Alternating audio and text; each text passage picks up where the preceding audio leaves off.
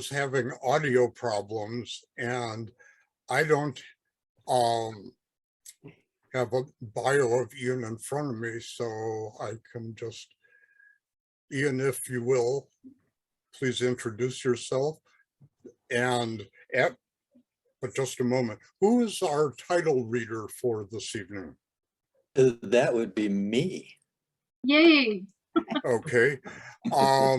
So I will be running the competition, displaying the images, and Ian, where we have sequences, I will show, and Phil will read each of the titles in the entire sequence, and I will go back to the first image.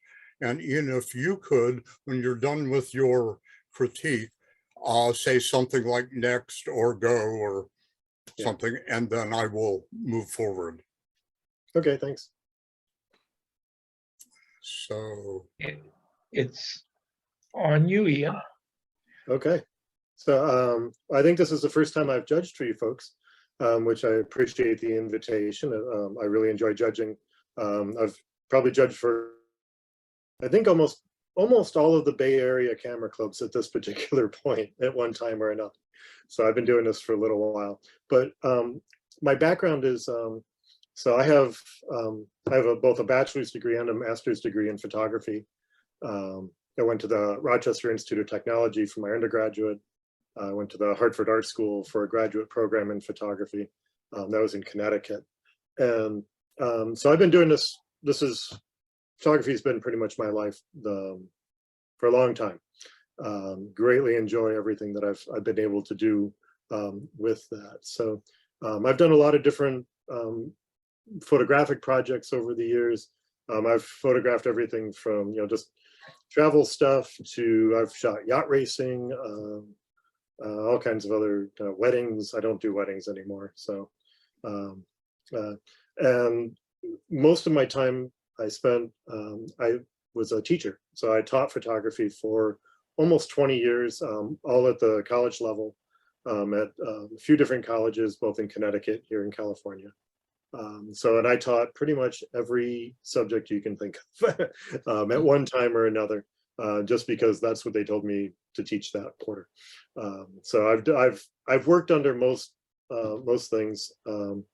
So it's I like to think that I have a pretty well-rounded background in looking at a lot of stuff.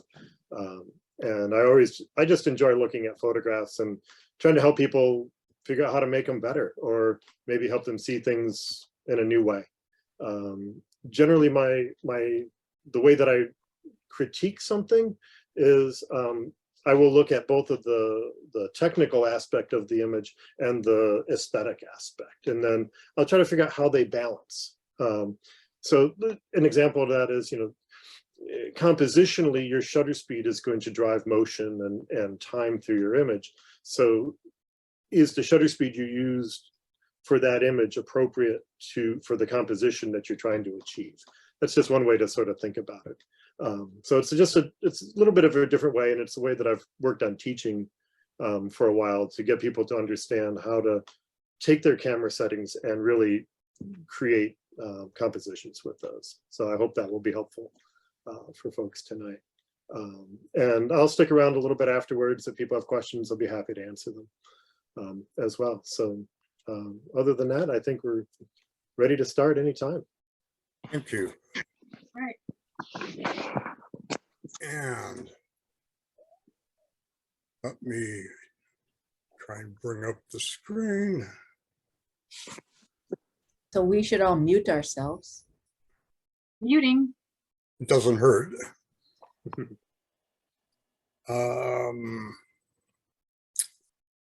And Zoom is not offering my competition window, so just a moment.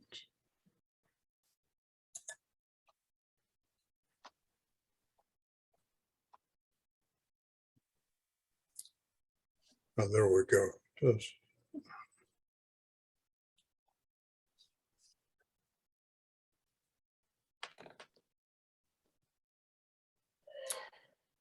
well, this has never happened before.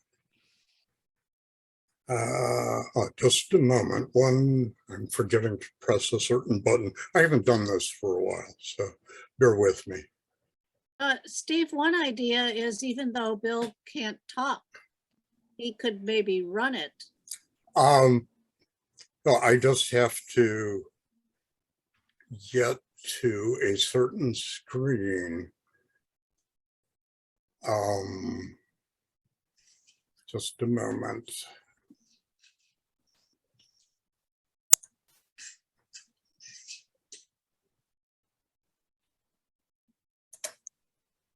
Okay, here we go. You should now be seeing Nature Basic. Yep. Okay, just now I gotta switch back to running it.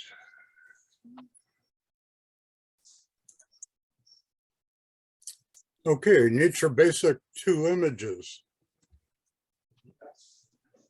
Many species of hoverflies, also known as flower flies, feed on nectar and pollen. Bits of pollen from this blanket flower are seen on this fly as it fills the role of a minor pollinator. Okay, so this is a really great close-up macro shot. And I would say just even getting in that close can be kind of difficult. So you did a really great job of achieving that. So it could be a little sharper, although I know that you've got the eye pretty sharp. Little greater depth of field in there. I'm not sure if you're using any additional lighting. It kind of looks like you might be, but it's a little hard to say. Yeah, I think you filled the frame pretty well with all of this. So I think you did a great job putting this together. I don't mind the bright yellow behind it. It seems to help separate the fly from that very neutral background otherwise. So I think that's you did a good job of bringing this together, and good job getting close. Okay, next. A green-billed toucan, Rhonphostos dicolorus, descends from the canopy for some fruit. This toucan plays an important role in distributing seeds through the remaining 10% of the Atlantic rainforest. That poor toucan has a very big job. But so this is actually a very nice shot of the toucan. I like the framing. The branch really helps compositionally with the image. I think the description you're giving us about the bird is also very helpful. It could be a little bit sharper. It feels like it's got just a little bit of motion blur to it, which I think trying to capture some of these birds can be very difficult. So, but it's got good color, and I really like the depth of field that you're able to pull it out from the background. Yet we still see with the branch and the other things growing out at some of that environment. So, so I think you did a pretty good job with that. Okay, next. Nature Intermediate, 4 images. Adolescent great horned owls, Bubovirgianus, unlike the adults, these siblings do not yet have their ear tuft feathers and are lighter overall in coloration. Okay, so a nice shot. I always have a hard time even just finding birds to photograph, and so that's why I don't really do wildlife. But really nice capture with the birds. I think showing this this stage of their development is really good, and we can kind of get a good understanding that they're still developing, and we see how they're growing. So I like that they're they're positioned so you can actually see the front and the back at the same time. We get a good full view of them. And again, I think the ability to position them with an out of focus background is always really helpful, especially for animals that are designed to blend into their backgrounds. So I think that's managed very well. Okay, next. Snow geese in the early morning sun at the Calusa National Wildlife Refuge. More than 1 million snow geese return on the Pacific Flyway to California's wetlands every winter. Okay. So actually got some really nice light sort of going on in here. I like the little slice of light that comes through the frame here. Yeah, we do have, we're getting a really nice sort of selection of the birds. We get some of the background and things. I think trying to utilize that lighting might have been a little bit more important, might have been a little more helpful just from a visual sense. Although from the nature story aspect, this does help sort of bring that together a little bit. So you sort of got the balance between the two of those. The one thing is that the background does seem very, there's sort of like an image quality situation going on with the background. So I'm not sure how we got to that. It's a little distracting. But I think it might have been interesting to focus in a little bit more closely on some of the lit birds and utilize that lighting, which is really kind of nice. So, okay, next. Bull desert elephant, Loxodona africana, living in the Hoanib River area of Namibia, is in must. He is displaying a warning signal by draping his trunk over his tusks as a sign of aggression. Okay. It's probably a good reason to not be too close to this. So an interesting image. I think the caption that we've got here, because animal behavior can be really specific, and I think, you know, describing that both in the caption and in the image is important. I would not have guessed that behavior indicated anything aggressive. I thought maybe it was just a timing thing where there was flipping his trunk around. So really an interesting image. It captures an interesting aspect of behavior, and you know, it's nice seeing the ears sort of flared out as well. I think at first I was a little concerned. It's like, oh, I don't see the face, I don't see the eyes, I don't see those things, but I understand that, you know, after reading the caption. So, okay, next. Bald eagle, Haliaetus leucocephalus, snatches midshipman fish from shallow waters along the coast of Washington. Okay, this is a really nice sort of action shot of this eagle hunting. It's fishing. You can even see the bird. You can see the fish down there a little bit in the talons. So we're getting sort of a good aspect again of behavior, of how the you know, how the bird acts, how it hunts, and you know, it's a really nice, clear, straight-on shot of the bird. I think those are, you know, they can be very difficult to get these looking nice and sharp. So this actually looks very good. And again, I like, you know, your sort of neutral background. We've got all the water in there. I'm glad that it's a nice tight shot, but it's not so tight that all we see is the bird. I like having a little space for movement. You know, in this case, the bird is moving sort of right to left through the frame. So I think it's a really nice, simple framing of the action. So, okay, next. Nature Advanced, 4 images. Juvenile double-crested cormorant, a large gangly waterbird with a long aquamarine eyes.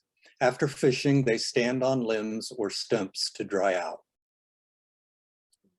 Okay, so yeah, this is a nice, it's a nice image. I'm glad that it's on a sort of a natural stump or branch that's, you know, tree that's sort of in the water, rather than, let's say, a, you know, a piling post or something like that. Gives us a more natural feel for the wild animals. So yeah, it's really kind of neat. I like their, you know, this, not this, well, it's not really symmetry, but the mimicking of their behavior. They're both looking the same way. There's a lot of nice things going on there, sort of photographically. Probably got a little bit much at the bottom, more at the bottom than you need in the image, but for nature, we're looking at this behavior. We're looking at how they're to get a good description of an aspect of these animals. So, and I think you've done a good job with that. So, okay, next. urban wildlife, 1 of 3. Marco Island, Florida, once wild, is now heavily developed, but it is still inhabited by burrowing owls, a theme Cunicularia floridana. Local humans have organized to aid them. 2 of 3. Owl Watch was formed in 2001.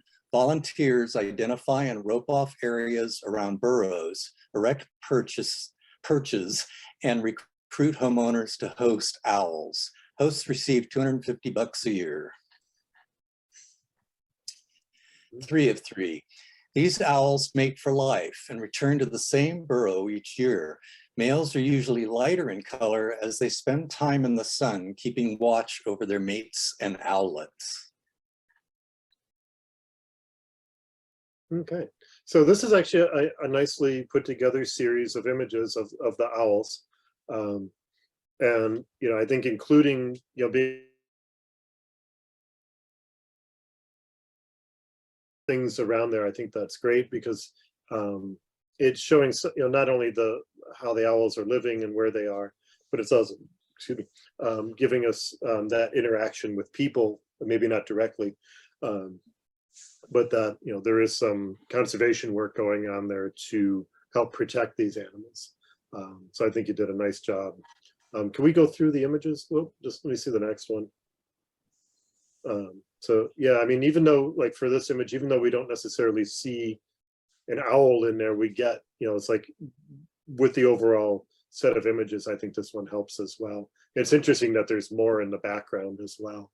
You know, sort of they all have their own little areas. So, and so I think it's a good series of images, and I think you've captured them pretty well. So nice job. Next. Known as Majesty or Fredville oak, this pedunculate oak, Quercus robur, is located in Nonnington, Kent, UK. Reported to be between 600 and 800 years old, it measures about 42 feet wide and 62 feet tall. There's a massive oak tree. It's amazing that an oak tree lasted that long in England. So they had a tendency to cut down a lot of that stuff pretty quickly. So, but a beautiful tree. You know, it comes across as really not that old compared to some of the redwoods we've got around here. So, but still an impressive tree, and it's beautifully photographed. It's interesting that it does appear to be, I guess, in a park or something along those lines. But when you start looking at places like the UK or England, and the areas are so developed that you know, that's the only way you're going to find some of these things. So so great image of this really amazing tree. So all right, next. Prickly pear cactus, 1 of 3. This cactus is of genus Opuntia and family Cactaceae. A common feature of the many species are pads that are modified branches or stems. Water is stored in the pads. 2 of 3. Buds grow at the end of a pad. Pollinators, such as this bee, must get to a flower soon after it blooms because they're short-lived. Some blooms last only for a day. 3 of 3. Pores on pads open at night to take in carbon dioxide and release oxygen. The cool air reduces water vapor loss. Water retention allows the cactus to thrive in our drought. Okay, so it's almost a little mini lesson in this type of cactus. So really nicely photographed. I like that you've isolated, particularly in this shot, that you've isolated it away from, you know, what could potentially be a very distracting background. So it's a little unclear how big they get in terms of height and tall, but having the sky behind it, I think, is actually very helpful in that it it isolates it photographically. We can see the details a lot better. So and go on to the next one. So I'm really glad that you were able to include the bee just as they, they are an important aspect in the life cycle of these plants. So, and that you got the blooming, the blossoms, the flowers, and kind of being able to show off some of that stuff. So we get, a good continuation of the story. And as we get to the last image, we see, nice selection of these at different stages. We see some of the flowers, we see the pads. So we have a good description of what's going on. From a technical standpoint, this one, I wish the depth of field was a little better so we could actually get all the way, we could visually explore in there and actually get more information from that. So, but other than that, a nice series. Thank you. Next. Nature Masters, 2 images. Osprey, Pandion haliaetus, lands into the wind. Spreading its wings creates drag to slow down. Too much drag makes it drop. So it opens its wing feathers to allow enough air to pass through to land well. Okay. Really nice shot of an osprey. We've got a little bit of the nest in there. Interesting description of the flight of the birds. A little bit of good information there about how the birds land and fly. So nice visual on the bird, sort of being able to see what you're actually talking about with the feathers opening up and all of those sorts of things. So it's interesting. It looks like it's got a fish or something as well. So maybe it's bringing something back for a little bit of lunch. But a nice image. I'm glad that you included part of the nest. So if the bird actually has some place to come in and land, what would otherwise be a very empty image. I think including some amount of environment or things around it can be very helpful for a lot of images. So, okay, next. Galapagos cormorant, one of 2. These cormorants, Nanopterum hirosii, have evolved on an island habitat free of predators and with a rich supply of marine life near the shoreline. 2 of 2. As a result, they have large webbed feet and strong legs for swimming, but are flightless. The stunted wings are especially noticeable when extended to dry. So it's a good set of images that help describe, sort of the adaptations that these birds have taken to their environment. And I think, even with this image, you can see that the wings are actually kind of small. It's a nice shot of the birds. We've got the water, we've got the rocks. That's, most of their environment there. The other shot with the wings that are open, that helps us kind of really understand, okay, they really don't, these birds aren't flying anywhere, but we can clearly see the stunted wings and the larger feet. So they've really adapted to living in the water. So I think you've got a couple of really nice images there. I think they go well together. So, okay, and photographically, they're done very well. Lighting is pretty good. So, okay, next. Pictorial Basic, 9 images.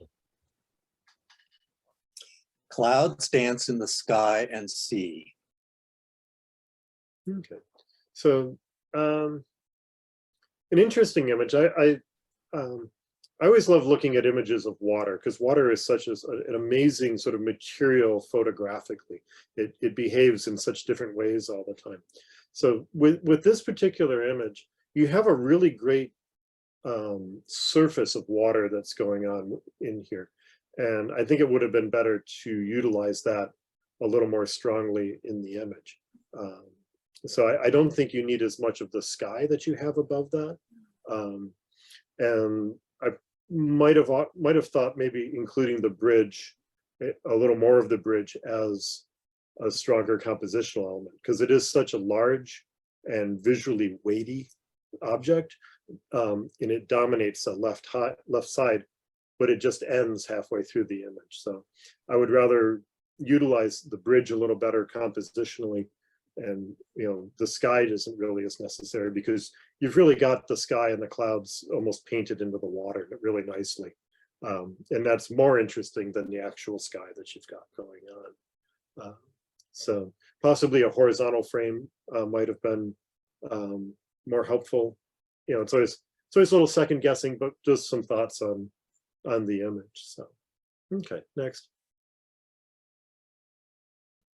Rise above the crowd. Okay. So, okay. I like the one sunflower that's sort of sticking up above everything. So it's kind of neat. I mean, there's a lot going on within the image, and I like that one is isolated both through depth of field as well as color and all of that. But I think if you could get in tighter, you could still tell the same visual story without having so much other stuff going on within the frame. Because all of the trees and the things that are in the background really pull away from this beautiful row of sunflowers. But I like that, what you're seeing, I think is great. I just think there might be some more effective ways to capture this idea. So, okay, next. A moment in prayer. Balinese woman makes her daily offering and prayer at Ganang Kawi Temple, Telagalang, GNR, Regency Valley. Okay. Seems like an interesting, it's an interesting image. It's interesting that she decided to put the main subject really sort of right center in the frame, which,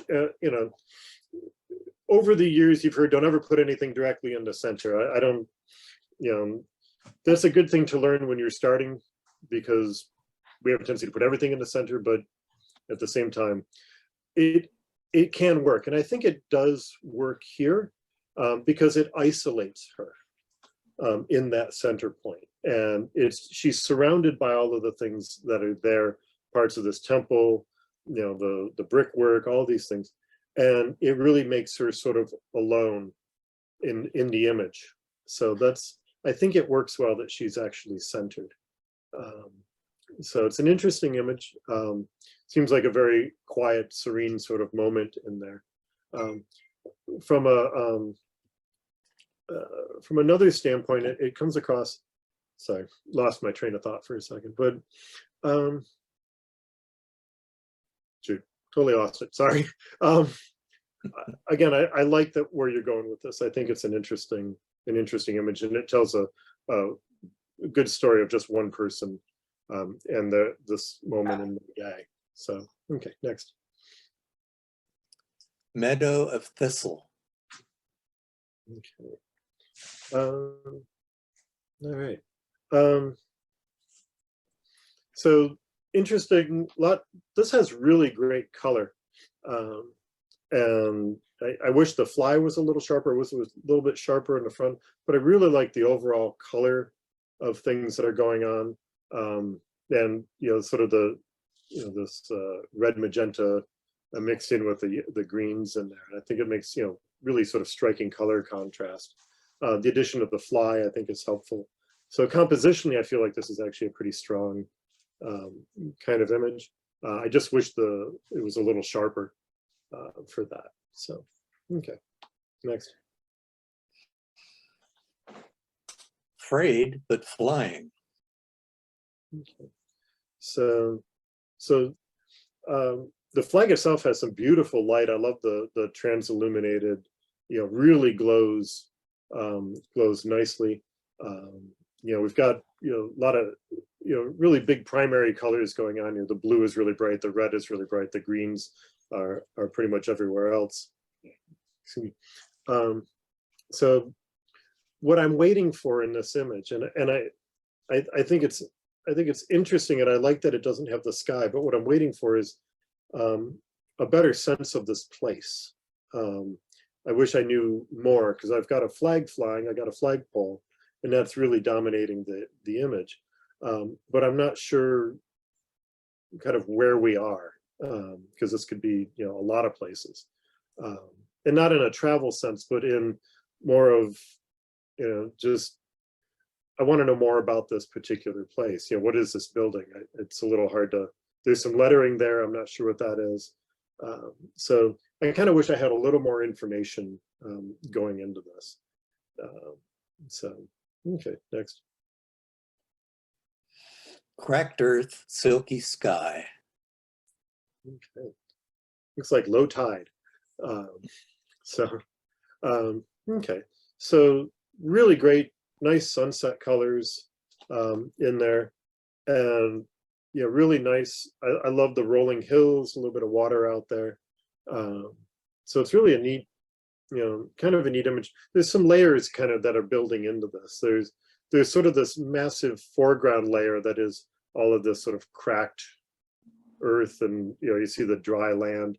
And then you've got this sort of middle layer, which is those hills, and looks like a little pond or something out there. And then you've got the sky further back and further up. So we sort of build our way up into through the image. So the one thing that would make this, I think, a little more effective, at least for me, is to try to bring up that cracked earth. It really does come across as it's a strong graphic image in here. And with a little post-production, you might be able to raise that, the sense of what that is a little bit better, because it does fade out pretty quickly. But the foreground area is really kind of nice. And I would love to see that exaggerated a little bit so it can help play into things a little bit more strongly. So, okay, next. In ancient towns like Daksu, visitors catch a glimpse into traditional small town life in China. Okay. Sort of a little bit of a slice of life, almost a street photography kind of approach to this. I feel like we're sort of looking in a doorway, mostly because of the vertical nature of the photograph. I feel like we're sort of peering through a window or a door and seeing this scene going on inside, which is an interesting scene. It's curious that it seems desaturated. I don't know, but it's not completely, I don't know, it's a little weird tonally, but really is it's an interesting image. So I like that these ladies are, I guess they're playing some form of cards or something like that. So we get a little bit of this life. There's some interesting stuff in the background. I'm not sure what all of the papers are and things, but it just sort of lends into the atmosphere and the environment that they're in. So it's an interesting image. Okay, next. Little house on the hill. Okay. So kind of a fun image. There's sort of, we do have this little house. It's way up in the hill in the background, this huge flowering tree here in the foreground. So it is there's sort of a weird sort of back and forth. The tree just takes up so much of the frame. I'm a little curious about the framing choices for that. So I'm not saying it's wrong. It's an interesting way to, balance things. So I definitely feel that the image has sort of a balance. It seems off balance a little bit to me in a compositional sense. This tree is so massive, but the one thing you have working for you is that the house is up higher, so that helps kind of keep it okay. So it's an interesting image. I'm not sure what else to tell you to do with it. The one thing that does that I would get folks to start paying attention to is you've got some little things sort of poking up in the foreground right in front, particularly right at the base of the tree, and that's a little bit distracting. So it becomes there's sort of an idea of watching your compositions carefully and looking for things like that. So that happens a lot. I'm constantly looking out for things poking in the corners and the edges. So that's okay. Next.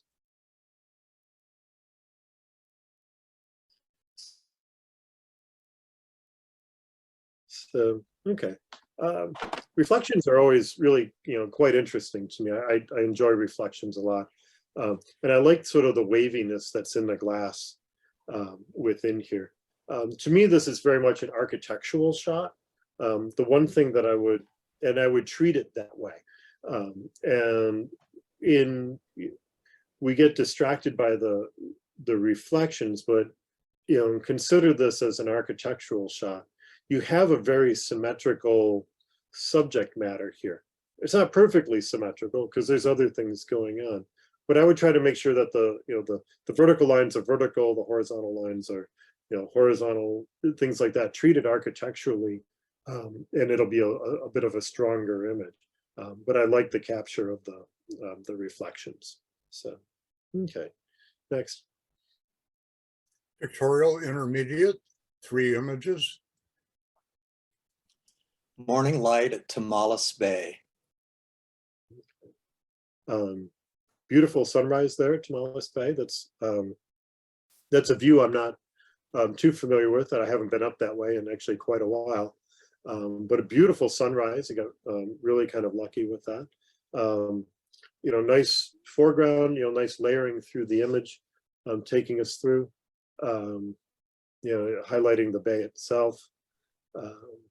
And I don't even mind the fencing too much, but I feel like, I'm trying to think if we could be in front, if you get the camera out a little bit further, I'm not sure, but it does add another element to the frame. I'm really interested in the sunset and the green hills and the things that are out there. So it's a pretty nice image. I think it's actually fairly strong for a nice sunrise landscape. So, okay, next. Eagle hunter in the Altai Mountains, Western Mongolia. Temperature around -15 degrees centigrade on a snowy and windy day. Okay. So it's interesting having some of the atmospheric information just to kind of, get a good understanding of what the conditions are like. It's really is a good image. It's nice, it's sharp, it's got good clarity and strong color to it. Took a few minutes to kind of see the mountains in the background. One thing that I like the telephoto aspect of the image.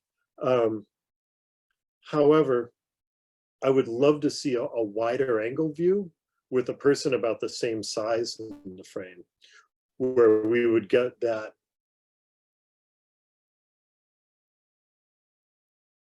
We would see all of that, and we would get such a greater context to this individual and the area. So it's just something to consider. It's a different way to photograph the same thing. Lens choice becomes really important for providing context to your image. So just something to think about with that. So, okay, next. The Littlest Cowboy. Okay. Kind of the lighting in the image is really kind of, it's a little different. I like that it's coming through the hat. It's a little bit of a different perspective. We get an idea, this little kid's being shaded from, what is probably bright sun. So the lighting's kind of nice. I would almost think of being a little bit closer in. The hand, I find the hand a little bit distracting because it's a little out of focus, and also it's got the bright red fingernails and the red clothing. And really the subject we want to be on is the kid with the hat and the hair and the light. So that's that to me is where the strongest aspect of the image is. It's getting into that part where the hand is a little difficult. So it is just a little bit distracting. So, okay, next. Pictorial advanced, 7 images. A Touch of Yellow. Okay.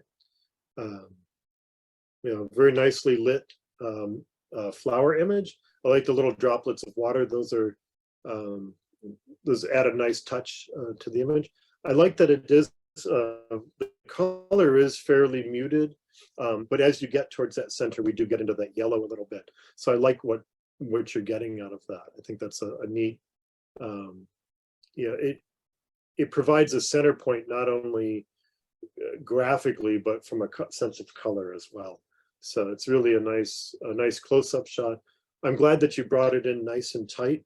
It's not quite a square format. It's pretty close, but I think that works very well. This is a case where we really don't need to see a lot else around the flower. And it looks as if it looks pretty clear and focused, and the exposure is pretty good. I don't see it blown out, which can be difficult for white plants. So, okay, next. Returning home. Okay. It's kind of interesting that the title can be taken, a couple of ways. Sort of returning to nature can be seen as a home location, or just they're done with their hike and they're trying to get home. So it's a nice title for an image like this. I like that you framed the folks in here pretty well. We've got some trees in the upper left and the lower right, and that sort of balances things out. The lighting comes from around the bend a little bit.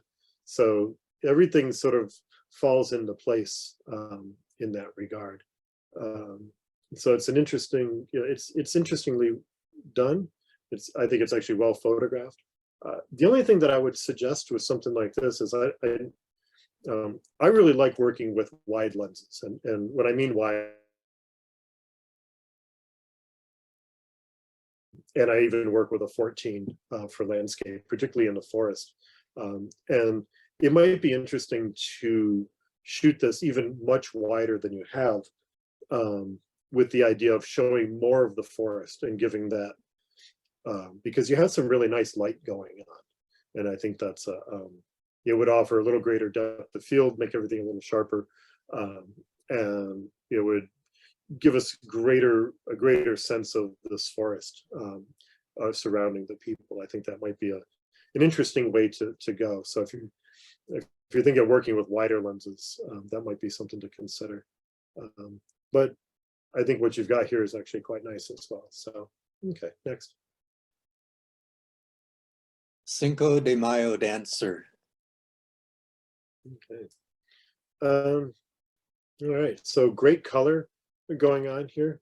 I think your shutter speed in this particular case is kind of a tricky one, because I think in this particular case, you need to do one of two things. You need to go like a slightly faster shutter speed, so you're actually helping to sort of freeze some of that motion, or maybe allow it to go a little bit more and let that blur kind of come in, where we can actually sort of experience the motion over facial expression, for instance. So with a slightly longer shutter speed, you're going to lose detail and some information, but that may not be a bad thing, if you're going to describe the motion a little bit differently. We're sort of stuck in the middle here a little bit.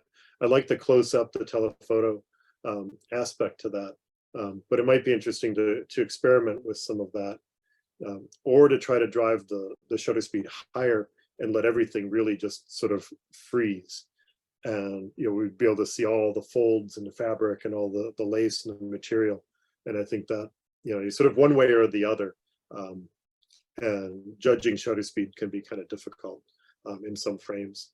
So, but I like what you've captured. I think we either need a faster shutter speed or a slower shutter speed for that image. It's just another way to start thinking about what you're going to achieve compositionally within your image. So, okay, next.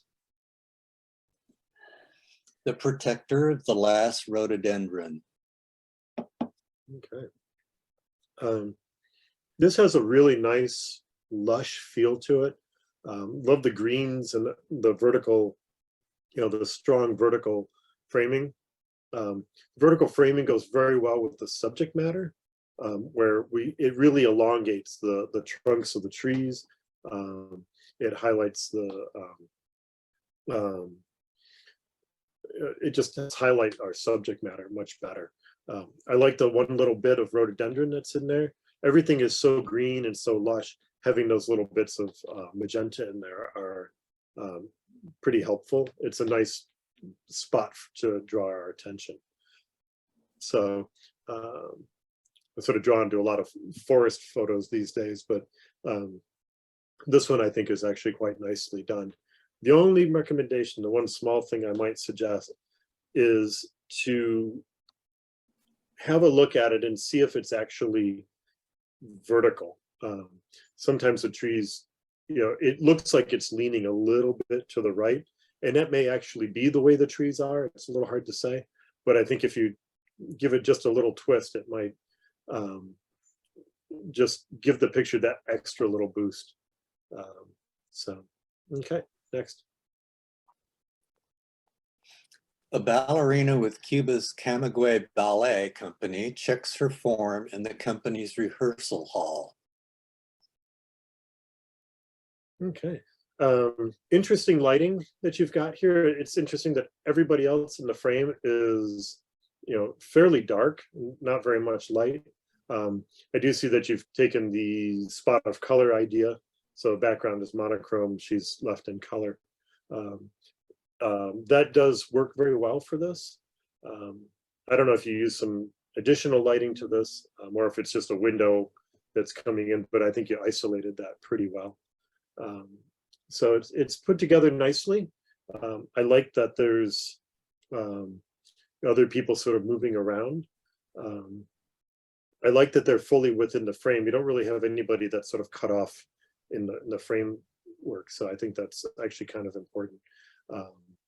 So I think she's positioned pretty well, and highlighted very nicely, both through the use of post-production and framing. So, okay, next.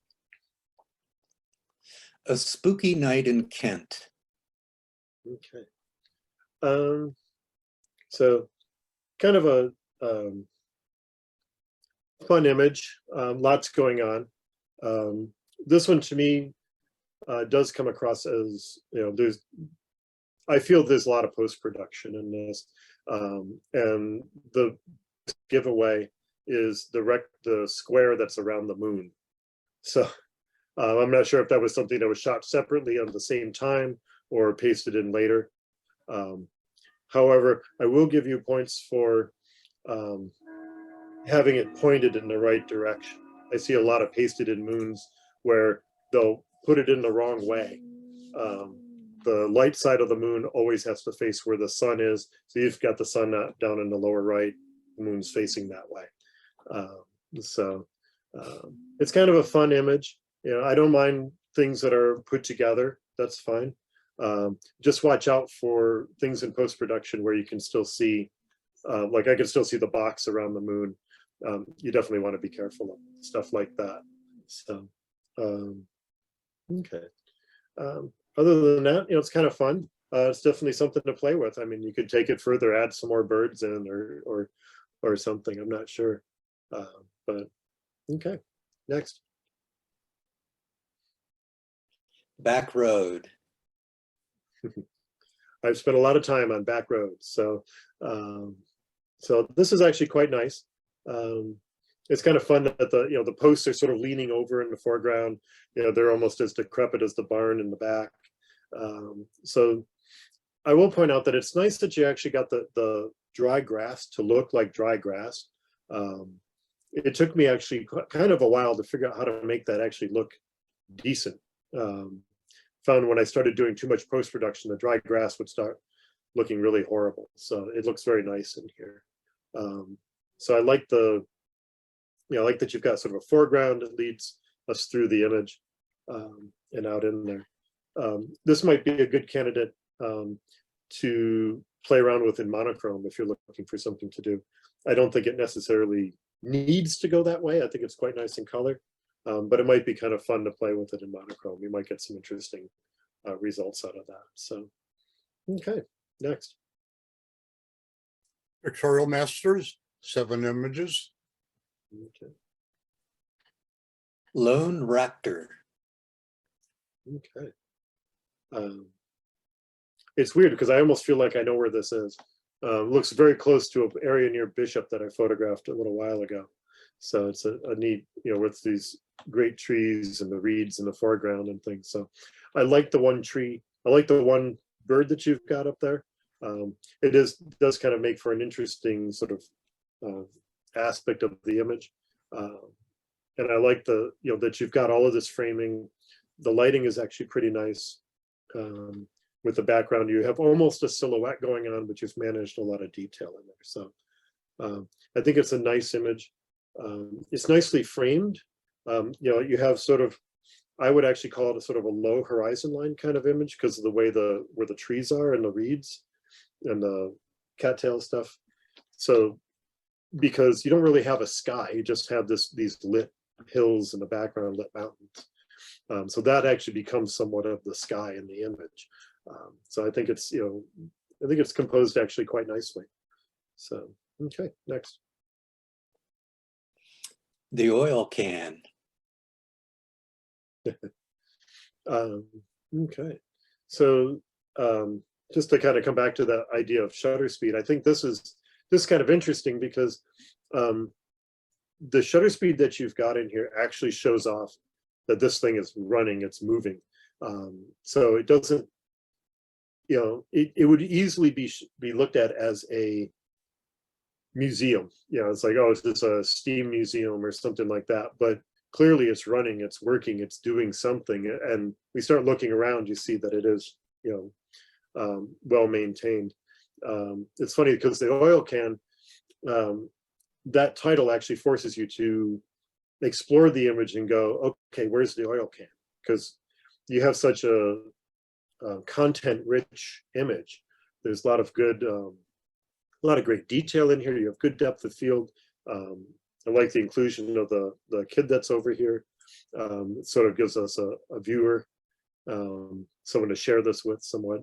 But we have to look for the oil can, and so we have to, you know, it's not hidden particularly, you know, a lot, but you do have to look for it, and so it makes for a nice image. I think this is well put together. So, okay, next. Twisting and bucking every which way. All right. So, all right. So I like the, you know, you've really got a peak of action. This whole, you know, horse is off the ground. It's just, you know, legs are going in all directions. You know, this guy's just holding on. It's sort of funny that he's sort of wearing a suit, which is a little weird. It seems a little out of place, his outfit there, but you know, and he's got these sort of bright mirrored sunglasses. So I like what's going on with this. I think that's it's a fun image. It's, you know, the lighting on it, I think, is well managed. The background has been, I'm going to guess, somewhat downplayed a little bit, bring out the subject matter. Any post-production you did on this, I think, was very beneficial to pulling the subject forward in the image and away from the background. Under such intense light, it would be easy to get things confused together. So I'm also kind of glad that you cut off everybody's head in the background. Usually that's not the thing you want to hear. But with this, it makes that really the only person that we're identifying in the frame immediately is this rider. There's a couple of guys in the background behind him, but they're subdued enough that, you know, all this action, everything is focused right here on this guy and that horse. And I think that's, you know, the point of the image. So, okay, next. Shasta creates its own weather. Yes, it does. Okay. I climbed Mount Shasta many years ago. It's really a great experience. So it's funny because you really almost don't even see it in here. So you really get these tumultuous clouds and winds and all kinds of other things. I kind of like that it's in a monochrome format. It makes it sort of almost makes the weather seem a little rougher with that. So I like that you captured the clouds, and so I think you did a good job with that in terms of capturing that sense of the weather, and I think monochrome works. I do wish you had a little bit more of the trees at the bottom to sort of anchor that bottom of the frame, just because, you know, they're silhouettes and they're actually pretty nice that way.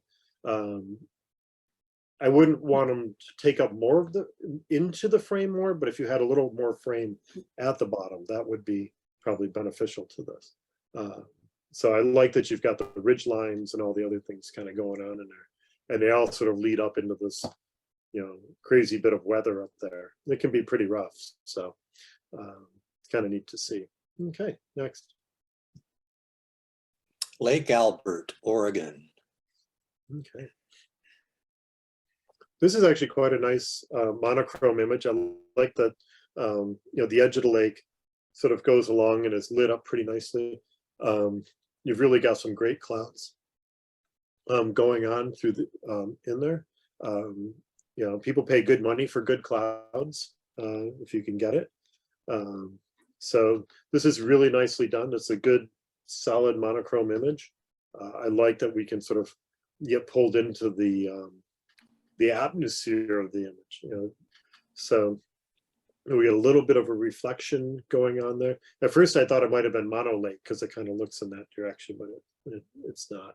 So I might recommend a little bit more work to really bring out sort of the luminous features of this and really bring up some of the textural qualities, particularly in the hills, and, you know, get the clouds to really kind of come up. I feel like the clouds could be a little bit brighter, just to get some of those bright areas to really kind of kick. So, you know, but you really got a nice image with this. Great. Right, next. There has to be a composition in here somewhere. I just have to see it. Okay. I think if you wait there long enough, somebody will ride their bike past the end, and you can go, you know, full Henry Cartier-Bresson with it. But it's kind of a fun night image. You know, like I said, if you keep waiting, eventually something will happen. You know, the herd of cats will come down the alley. I don't know. So I get the sense this person is just waiting for whatever to happen. So I like the image. I like the lighting in the image. It's kind of a neat, has a neat feel to it. So I'm not sure. I almost feel like more of the image is central, so that, you know, like the center 2/3 of the image to me are more important. Like the outer, there's like almost a little too much on the outside ends. I'm more interested in what's going on with the, you know, the fire escape and the building at the end. And I keep wanting to go further down there, skipping the stuff that's right on the edges. So I think visually, you know, you've got a lot, but you could have a little less and still have a great image. So, okay, next. Split Rock. So, okay. So this has a really almost so otherworldly kind of desolate, and, you know, it's really kind of amazing in that regard. Sadly, the thing that came to mind was like, now if you could just clone out all of the graffiti, would be all set. But I really like the desolate nature to that, and I'm really glad that you left a person in the frame as a sense of scale. I think that becomes really important to this image, because otherwise it's a little hard to understand how big things really are. You know, it's this really, you know, beautifully huge rock with a smaller one there. And that split is kind of an interesting, you know, you almost want to push it back in there, just to see if it fits. So I like where this is. It's really a neat scene. It's just too bad about the graffiti, I guess. So, but again, nicely captured. So next. Okay, we'll take a 5 to 10 minute break and come back with travel and non-compete. Okay.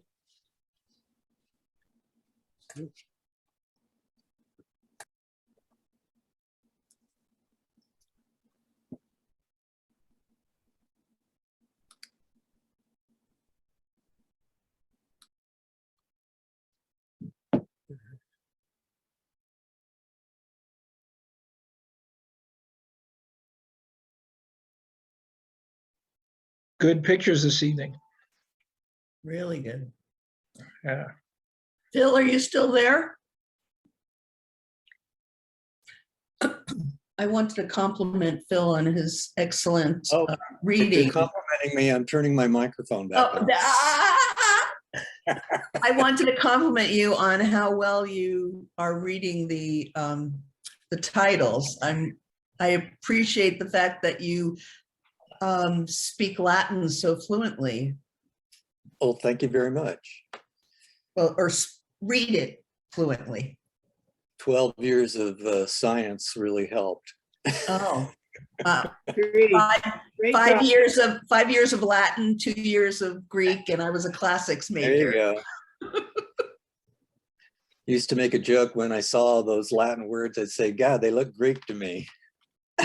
Yeah. Anyway, thank you. Bravo. Thank you. Thank you. Thank you. I'm going to go take a break now. I won't say anything nice about you, I promise. Thank you.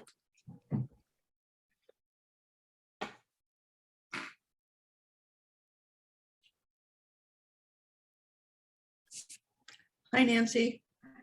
Hi, I took Latin in high school and 1 term of Greek in college and minored in Mandarin. How much do you remember? 我学 Nancy. 一门中国话.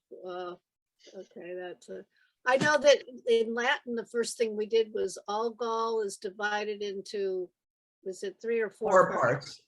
4 parts. Quattor. Amo masamara, manasamana samat. How's that? Quick, quick. Arma, we're room.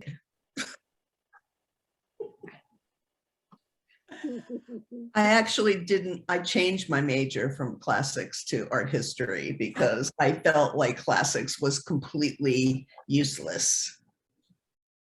Except for Jeopardy and things like that. You memorized the Aeneid?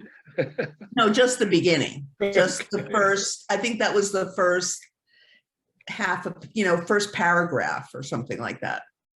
I sing of arms of a man. Yes. I'm impressed. I learned that in 8th grade, by the way. I sat in the Greek class and took the Greek letters like phi, upsilon, chi, and Pi. wrote swear words in English using the Mhm. Greek letters. That was how I entertained myself.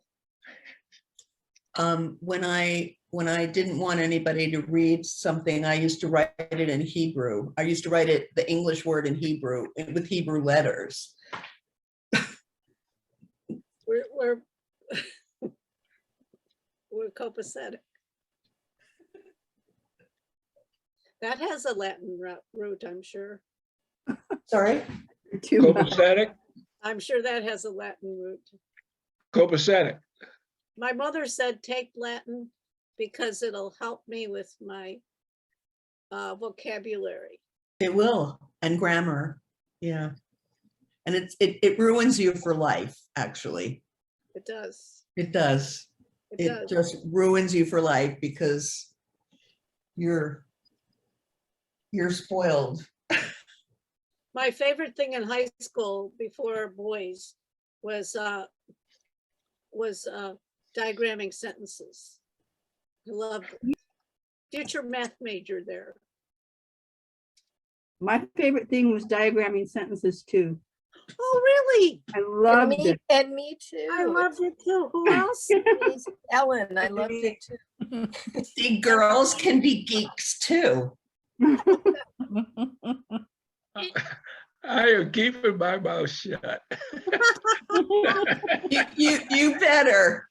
I know, yeah, zip. I am so geeky. It's not funny. I have, when I see the word judgment written in something that's not British English, I have a judgment if they put an E in the middle. That,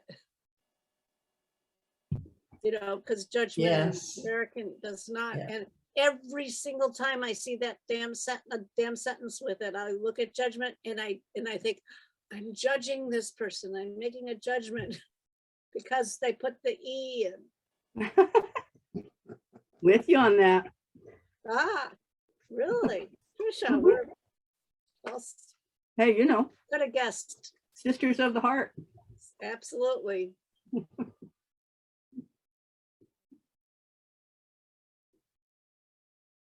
And texture. I'm really enjoying the images tonight. Some good ones. Yeah.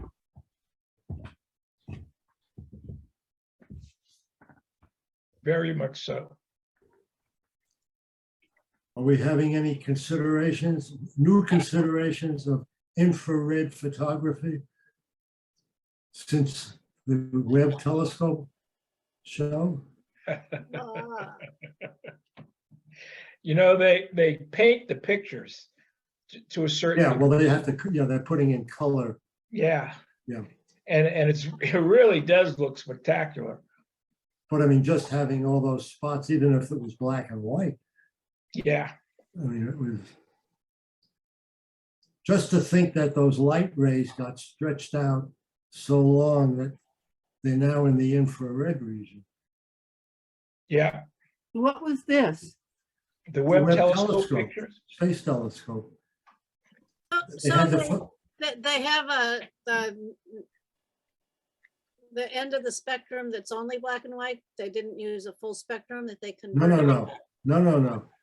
The light has been traveling here for, millions of light years Right. at the same time that the universe is expanding. So the combination stretches out those light rays and changes their frequency.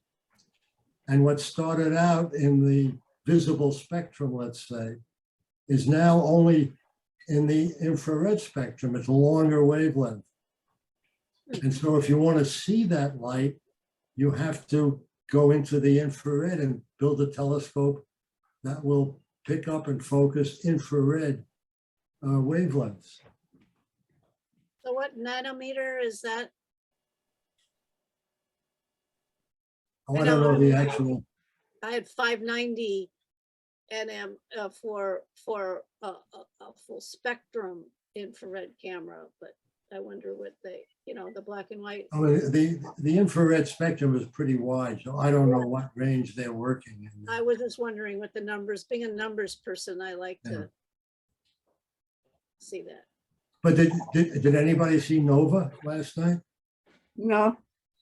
They It had was a whole- amazing. Yeah, wasn't it? It's hard to wrap your mind around though, but you seem to have it, Bob.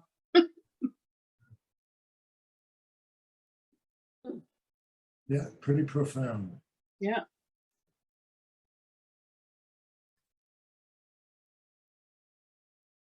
I read something about how the instrument that they captured those pictures has like thousands of layers. But it escapes me how many exactly there were, if anybody knows it. Layers for what?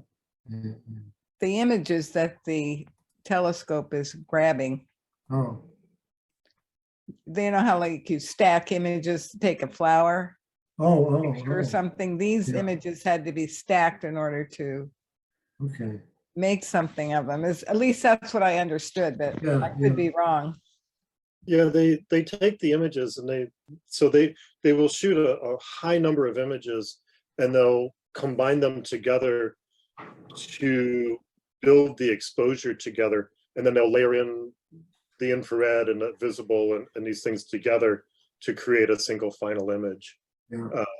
I do a little bit of astrophotography, and some night landscape stuff. So you end up having to do sort of multiple exposures to bring up. So these really amazing Milky Way shots that you see are often stacked images for exposure.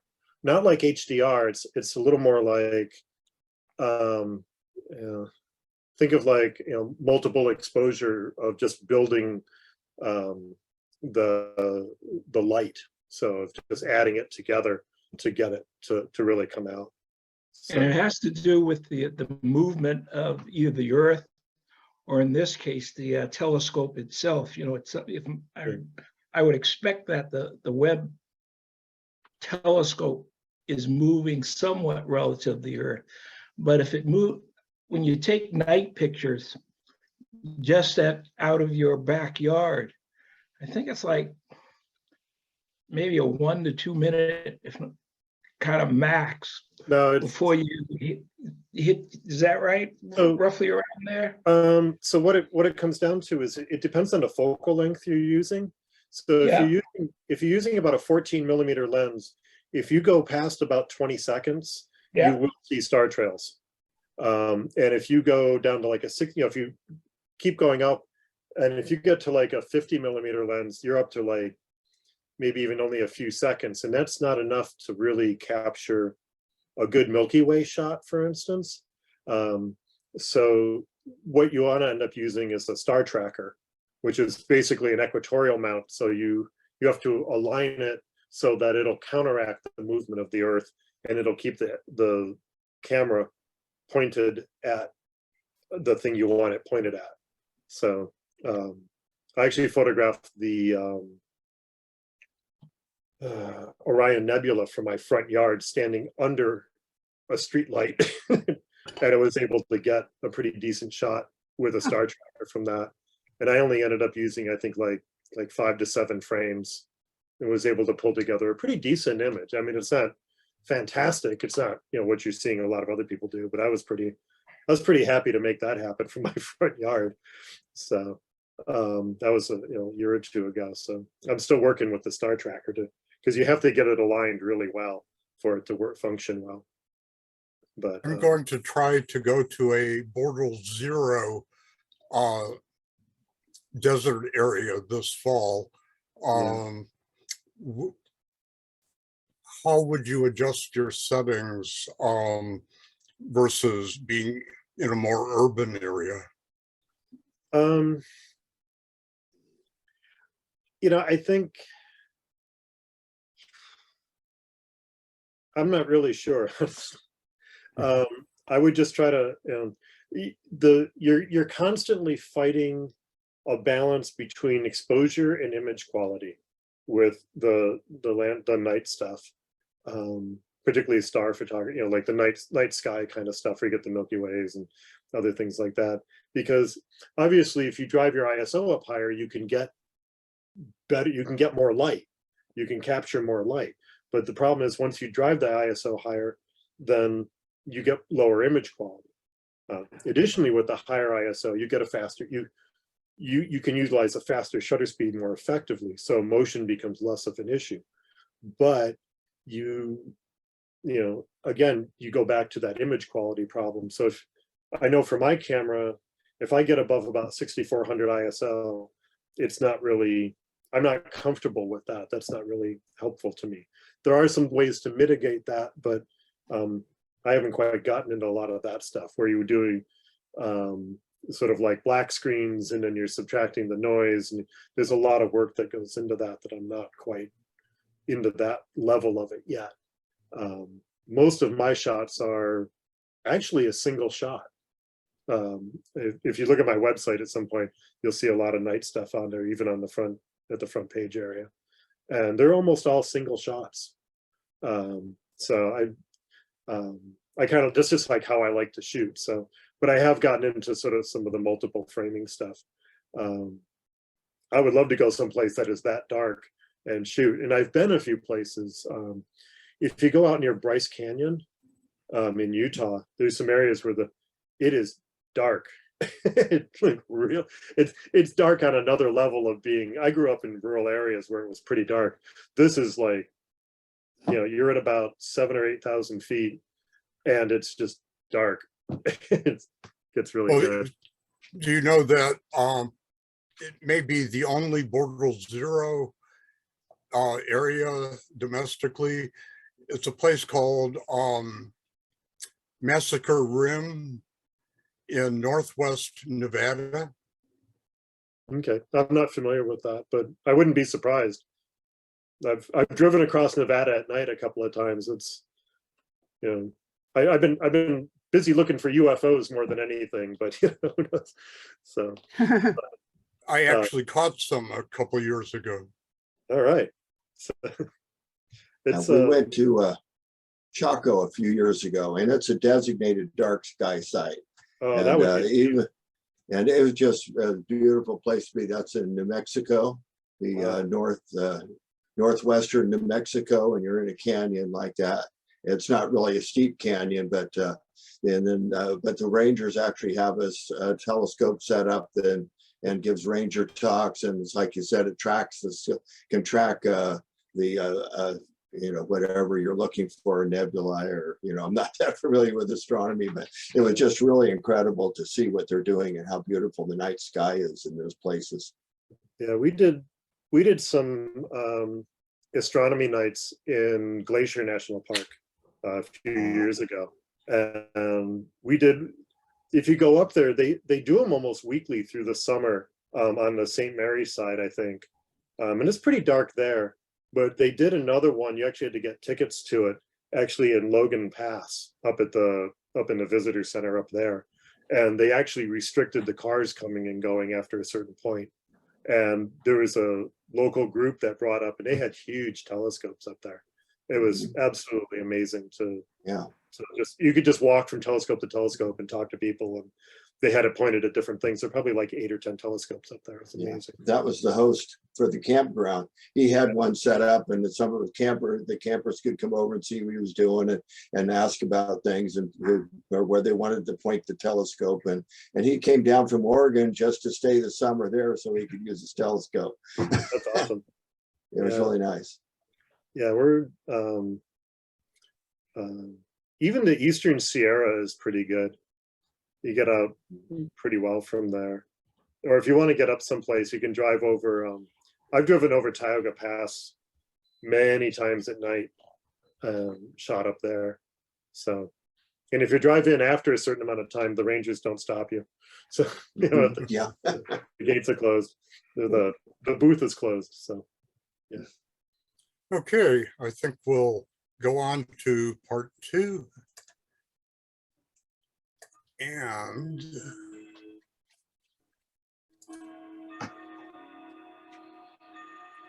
travel basic, 1 image.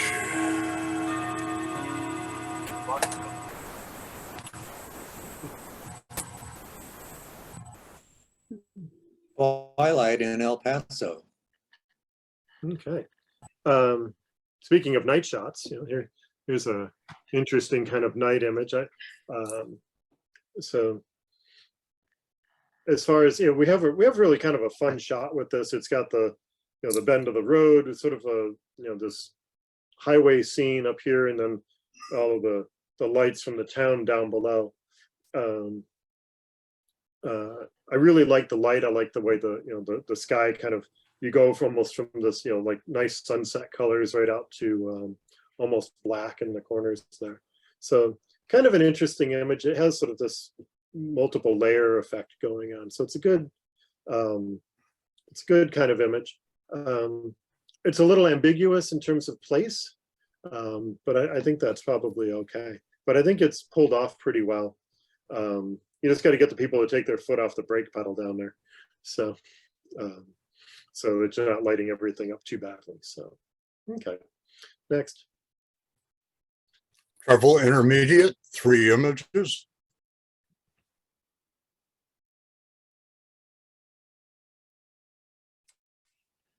San family built near our camp at the edge of the Kalahari Desert, Hardak region, Namibia. The San are Khoisan, or Click language speaking indigenous hunter-gatherers, also known as Bushmen. Okay. Yeah, definitely a interesting image. It is showing lifestyle of these folks,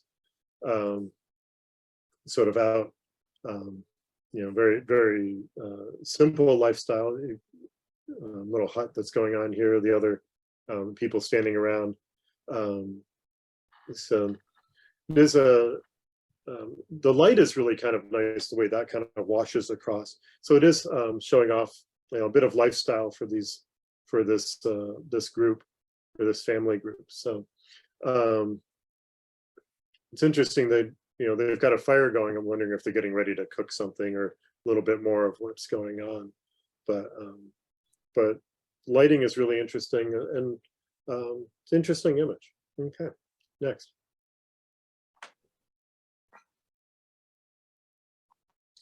In 1921, the turning basin in Petaluma was created to make room for the larger paddle boats. Today, the turning basin is a popular weekend getaway for boaters from around San Francisco Bay. Okay, nice night kind of image. I like the drawn out sky. It's kind of fun, must be a little bit windy. You can even see the wind a little bit in the trees.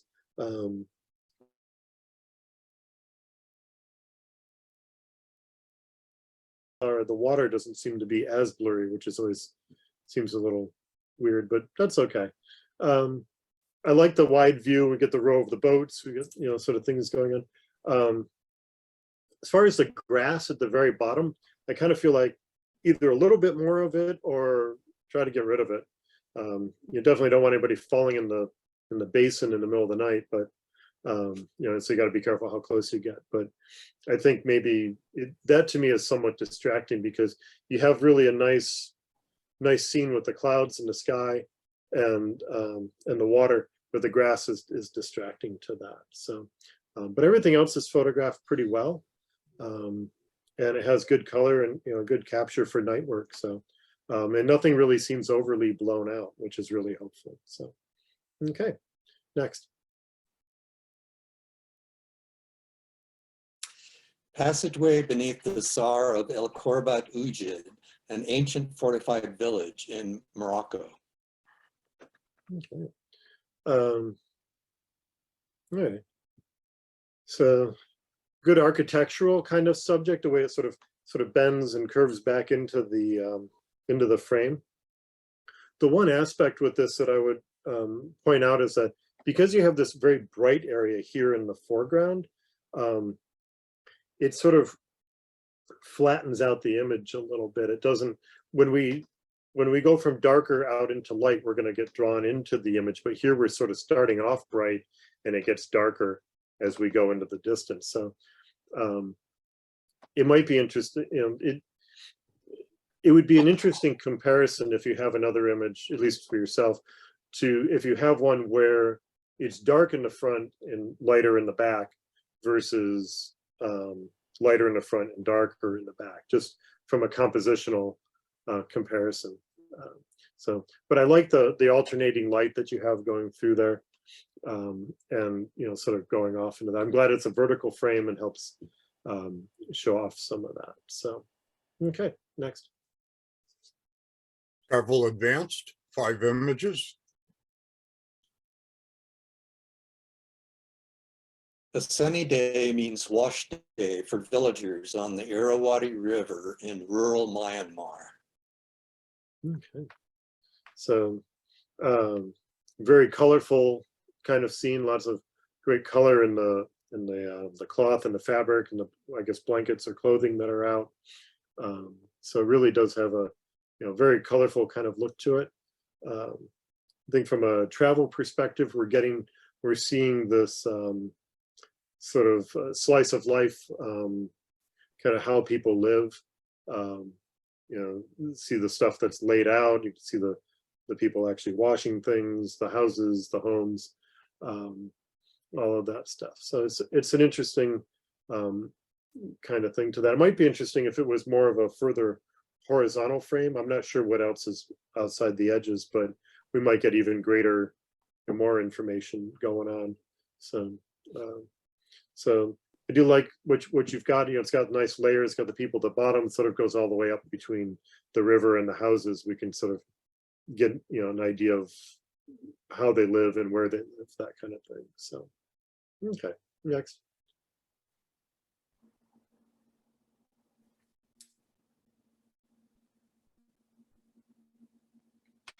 You can't really understand that Britain is an island until you go down to a pebbled beach and look across the water. ferry to France from the beach at Southsea on the coast of Hampshire, England. Okay. Yeah, it's kind of, yeah, England had, the ferries in England are really kind of interesting. I've been on a few of them there. So it's even kind of interesting. It looks like there's a another boat out there, almost like a hovercraft in the background. It's kind of weird. So here we do see, the ferries are actually quite large, and they're full of cars and vehicles and things. They're almost like small cruise ships in a lot of ways. So I think highlighting that gives us a good sense of the sort of travel location. Brittany ferries, that gives us at least a little bit of good information about where we are geographically, thinking about the channel, the English Channel area. I like the little kid sort of in the foreground, sort of running out there. It adds a nice little element to the frame with that, so a little bit of life to that. Otherwise, it would be almost sort of a static postcard sort of image. So, okay, so a pretty straightforward kind of image. Not sure what else I would tell you to do with it at this point, I suppose. So, but pretty good. Okay, next.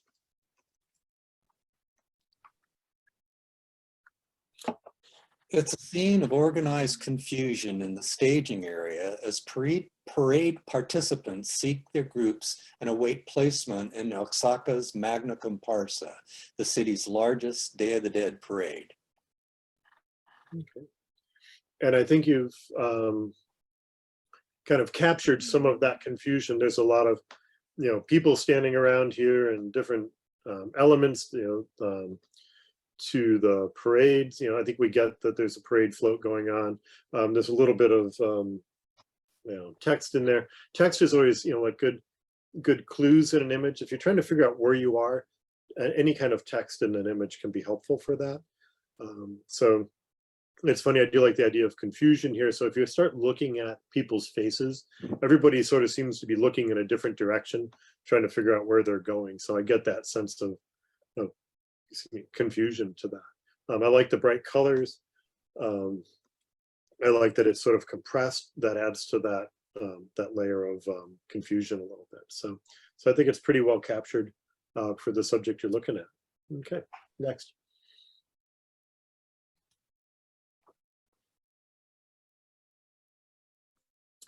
Bandon Beach, Oregon. Morning light on one of the most celebrated beaches along the southern coast with miles of sea stacks and spectacular views. The sea stacks are formed by wave erosion and wind. Okay. Sort of interesting to be out there in the morning. I think that's a little bit different. We think of, here on the West Coast, we think, oh, you want to go out on the coast at sunset because that's when the light comes in. From pretty much the exact opposite direction of what you're looking at here. So this has a really nice sort of muted color to it. It has a nice sense of light to it. It's a lot softer than you might get at sunset in some ways. And you get some other areas that are lit up that maybe you wouldn't see in the evening. So I like the inclusion of having some people out there, especially for a travel kind of shot where we want to see some interaction. There are some houses and things. So I think we get a good sense of, of the West Coast here. And if you're familiar with Oregon, this would probably be pretty easy. This is the kind of thing that I almost want to see a little bit more, almost like a longer panorama framing to this, because you've got the rocks in the upper right are really close to the edge, and the rocks on the left are also kind of, everything feels sort of squeezed in there. And I think if you gave a little more space on either side and maybe even shortened up the bottom just a little bit, that, like a 1 to 2 panorama would probably give you a really nice, it would extend the beaches and the waves, and it would play into the format that you're, it would allow the subject to play into the format of the image, I think, a little more easily. Sometimes the 2 to 3 format really doesn't function well for the subjects we're trying to photograph. So, okay, next.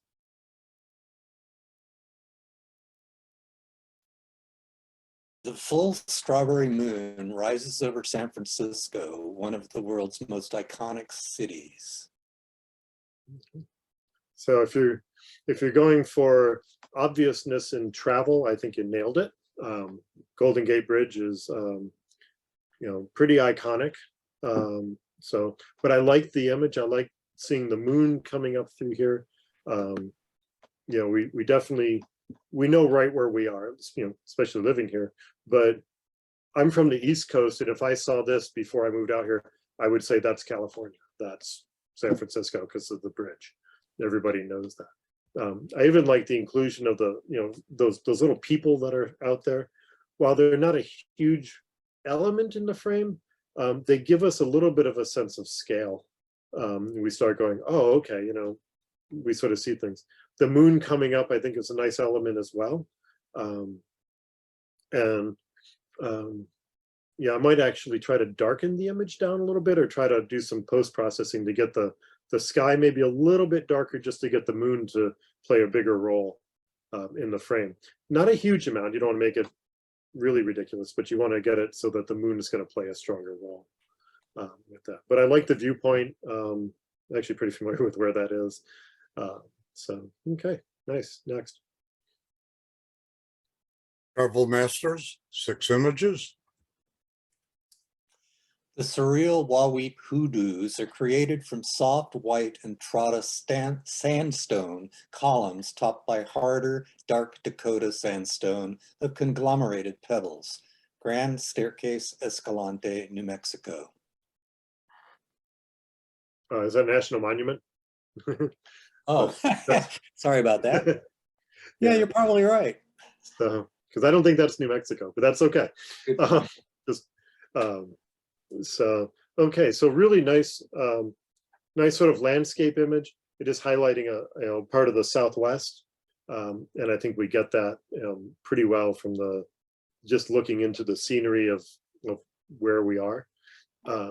So I like the viewpoint that you have here. Here we're looking at relatively a square format, which in this case I think actually works, because it would be easy to say, oh, if you do this panorama, you're going to get, this nice thing. The image really isn't about the landscape in the background. It's about what's, these stacks here in the foreground. So the square format, I think, enhances that aspect of the image rather than the landscape aspect. So it's more about the detail than it is about it's more about the subject than it is about the background. And I think you've handled that pretty well. I think it's, could use a little post-production just to kind of pull it, give it a little bit of extra pop, just to bring up some of the texture and details. And I've been sitting here looking at this for, I don't know how long. I looked at it before, and I only am now seeing the person in the center lower part of the frame with the red jacket and white pants. So people get hidden in things pretty well. For a sense of scale, I now have a image, and I think you did a really nice job bringing that together, because I would not have guessed they were that big. Okay, next. Shoes on the Danube honors Jews massacred in Budapest during World War II. They were ordered to remove their shoes before being shot at river's edge.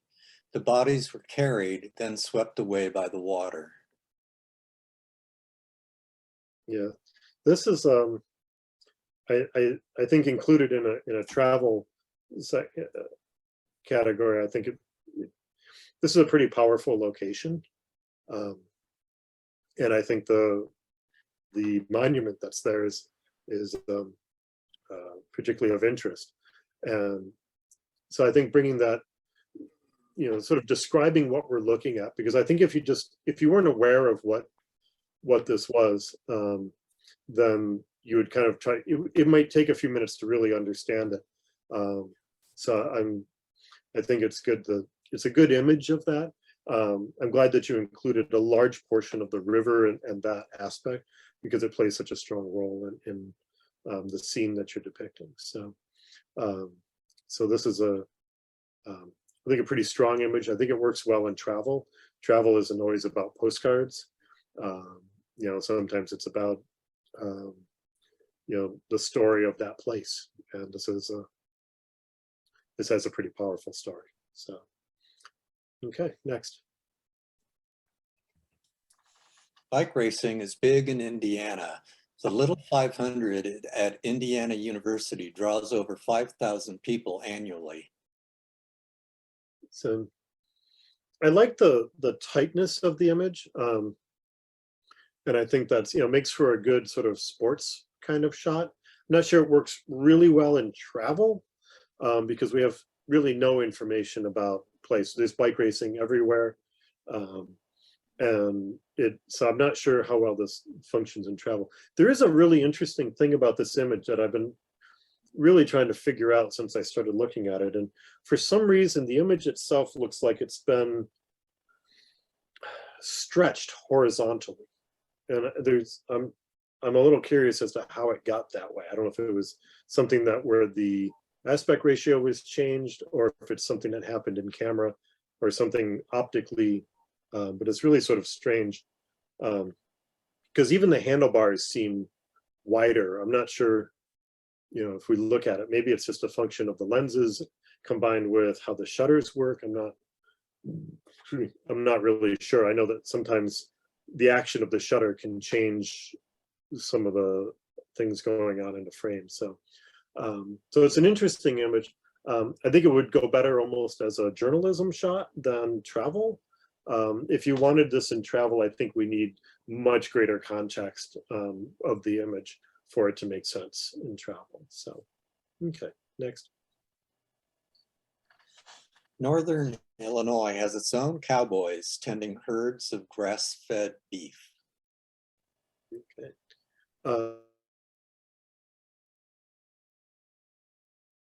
It definitely looks cold out, and you can actually see the horse's breaths a little bit, which is kind of a fun aspect of that. So this image, however, there is a you've got to watch composition really carefully, even at like a, you know, at a important, there's sort of an important level to this. I know you're trying to position the sun behind the person, but the horse, the ear of the horse goes right in front of the face of the person next to it. And so I think there's a combination of timing and position that come into play with this. I think you've got a little bit of back and forth play to kind of maybe get that person's face in there. I think it would just really help. You know, we've got the other person, we've got the primary person, and the person on the right is sort of obliterated by the horse's head. So it's, I would try to consider when you're framing your images, what's going on and how things layer on top of each other. It can be a little bit difficult if things are moving quickly or happening fast, but they look like they're kind of waiting for you, which is kind of nice. I might not have guessed this was Indiana, but it doesn't look like full-on Western states because of the trees and the grass and things. So, so I'm grateful for the caption that gives us better information. But I love the lighting in it, so it's nice backlit. I think you captured that very well. So, okay, next. Camping vehicles are dwarfed by the towering rock formations and the slopes of the eastern Sierras at the Alabama Hills National Scenic near Lone Pine, California. Okay. So this is a pretty unique area as well. So I think you've captured you've got a good image of this. I think this actually functions well in travel. It is a unique environment, and giving us some good information in the caption. I think we have to look at the captions, and they have to be really helpful. So in this case, I think that they really are. The only thing that I've got with this is photographically, the campers and the vehicles and things are really almost dead center in the frame, maybe a little bit low. I would love to see more of the mountains out there really give a sense of like, this place is truly a grand place. And that while the stone, the stones and things of the Alabama hills dwarf these, the campers, the mountains dwarf the stones, and it gives a much better sense of scale of where it's how things are going there. So I like where you're going with this. Might be interesting to pull back even a little bit further, or just angle up a little bit more in the frame. But the lighting is really nice. It's beautiful lighting coming through, particularly into the background. It's nice and open in the foreground. And it's a great place to camp if you're looking for some place to go. So, okay, next. Keelung, Taiwan Wholesale Seafood Market. The market opens at 2 a.m. selling seafood caught hours before. Restaurant owners buy, cook, and sell this very fresh seafood to their customers the same day. Okay. Really, it's interesting, that this place kind of just pops up in the middle of the night, really. But that's, I guess, when the boats are coming in. So that's what, if you want fresh food, that's what you got. So really a nice, it's captured pretty well. I actually like the panorama format because there's a lot going on within the frame. In terms of, we can see some of the fish and some of the other things. I wish we were a little closer to some of that so we could get a better sense of, the fish and the things that are being caught. We do see this sort of a night market kind of thing. So I think you've captured that pretty well as well. So it's seems like a pretty rich environment to get some interesting photos of this. So okay. So, but I think it's a pretty good travel shot. So, okay, next. Non-competitive, 12 images. Golden hour at the Golden Gate Bridge. Okay. Okay. So I like the viewpoint that you have. It definitely highlights the Golden Gate Bridge pretty well. There's a few things that I would have you check out. At least one is for when you're shooting it. So this is one where, given the light and everything going on, if you're using hopefully a tripod is being used, because the bridge isn't going to go anywhere, so tripod's helpful. And I might suggest experimenting with some shutter speeds, going even much longer. It's going to create some nice lines going over the bridge with the cars and things, and it's going to soften the water a little bit. In doing that, by softening the water in the cars, those textural elements in the frame get smoothed out, and that's where the bridge and the landscape are going to come forward in the image a little bit. By softening some aspects, you're making other ones more apparent with that. So that's something that I would encourage experimenting with. The other one is, and it's a little hard to tell, it looks like it's leaning a little bit to the right, maybe a tiny bit.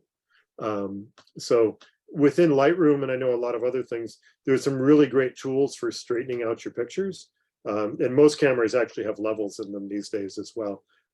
I live by those levels in my camera because sometimes I can't tell if my camera's straight. So that level is really helpful.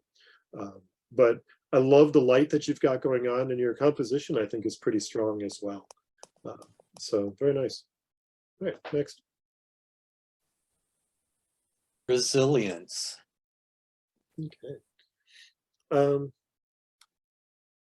Yeah, this is it's a good image. I like that it's just this, a singular aspen tree, which is almost a little weird because of the way that they grow. They tend to grow in groves, and they don't really, they seem to be packed together pretty tightly often. So this is actually interesting that there's just one by itself, and as titled, it definitely has that sort of resilience to it. So it's kind of, it's neat. The light on it's really nice. I like that the tree itself has got that beautiful little line of light going up it. Really cloudy sky in the background. That actually helps bring it out a little bit more. And I think it plays into this sense of resilience that you're highlighting. You know, we've got sort of the lone tree. It's clearly been damaged. We have this ominous sky, you know, so all of these things play together nicely, I think, pretty well. And I think it's framed pretty well. In reality, there isn't any place else you can put that tree in the frame. So you might as well just stick it in the middle like you've got it. And it's framed, you know, it's framed nicely by some trees in the background. It's got good spatial quality within the frame. I think you did a good job with that. So I don't know what else you can, really do with it. I think maybe cleaning it up a little bit in post-production, but I don't think it even needs much of that. It's nice. Next. Observing Goat Rock, Sonoma Coast. Okay. All right, so we've got our person here in the landscape a little bit. One of the things that I'll point out, and I hit on this a little bit earlier, but there's a concept called microcomposition where where you stand, you still get the same basic, you still get the same overall shot of the image, but where you stand has an effect on the alignment of things in your frame. And so you can take this same picture from 5 feet to the right or 5 feet to the left or anywhere in between, really. You can have it look exactly the same with this. What changes is how the foreground and the background or the middle ground line up. And in this particular case, this person that you have here, and I think the person is a good element in the frame. The problem is that they have a white hat on and they're positioned right in front of a place that generates white water. So their head gets lost very quickly. If you had moved one side or the other a little bit, particularly if you moved a little bit to the right, that person, that white water would be shifted, they would be shifted apart from each other just a little bit. The overall framing would remain the same, which I think is fine. Although I'd like to see a little more of the beach on the lower right. But by doing that, you can separate your elements a little more effectively. So because you probably don't have control over what type of hat the person in your picture is wearing. So it's just a concept to think about when you're working with things of like, how are things lining up? You know, are these two trees merging together or things like that? So you can kind of control some of those things. Also, timing might be of a good element with this. If you wait just a little bit longer, that water will settle out and it might, it would go back to that blue and the person would stand out better. So just those are like tiny little things in photography that, you know, they take a long time to get to that point where you're really paying attention to all of those little things. But that's how you get your photograph to go just up those little notches just a little bit more. So something to consider. Okay, next. Sunset, Grand Tetons. Okay. All right. Really nice light coming through the image. I like the strong diagonals that come down off of the peaks. Feel like I kind of know where this is, sort of. Been to the Tetons a few times, so I love the light in there. And I love the lines and things that you're getting. I like that it's sort of a longer panorama. It's almost like a 1:2 kind of ratio kind of thing. So it does, you can see how that sort of elongates the landscape a little bit. I'm not sure if it's just the resolution of the image that's being shown, but it looks like it has some noise reduction. It might have been overdone in noise reduction a little bit, but that could just be the way that we're viewing it here. So, but it has really nice kind of light to it. I might play with it in Photoshop a little bit, or not Photoshop. I don't really use Photoshop, I use Lightroom. Would play with it there a little bit to kind of dial up and down different aspects of the image to show off that light a little better. So, okay, next. Hats. I like this as a textural image. It has a sort of a different feel to that. So, because I'm sure that there's all kinds of colors and things kind of buried into this. And if it was in color, it would just be amazing. But I like that it's in black and white. However, the one thing, it comes across as being, in terms of contrast, very flat.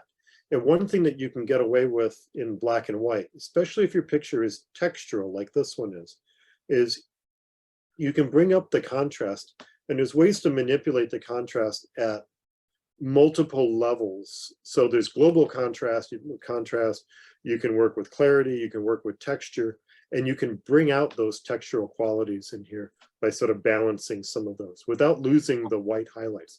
You've managed the white highlights fine, but the dark areas are muddy a little bit. So, and you could even go into the color sliders under black and white and tweak it even a little bit more if you want. That might be an interesting way to work, and you might be able to really get the image to pop right off the, right out of the screen that way. So something to work with.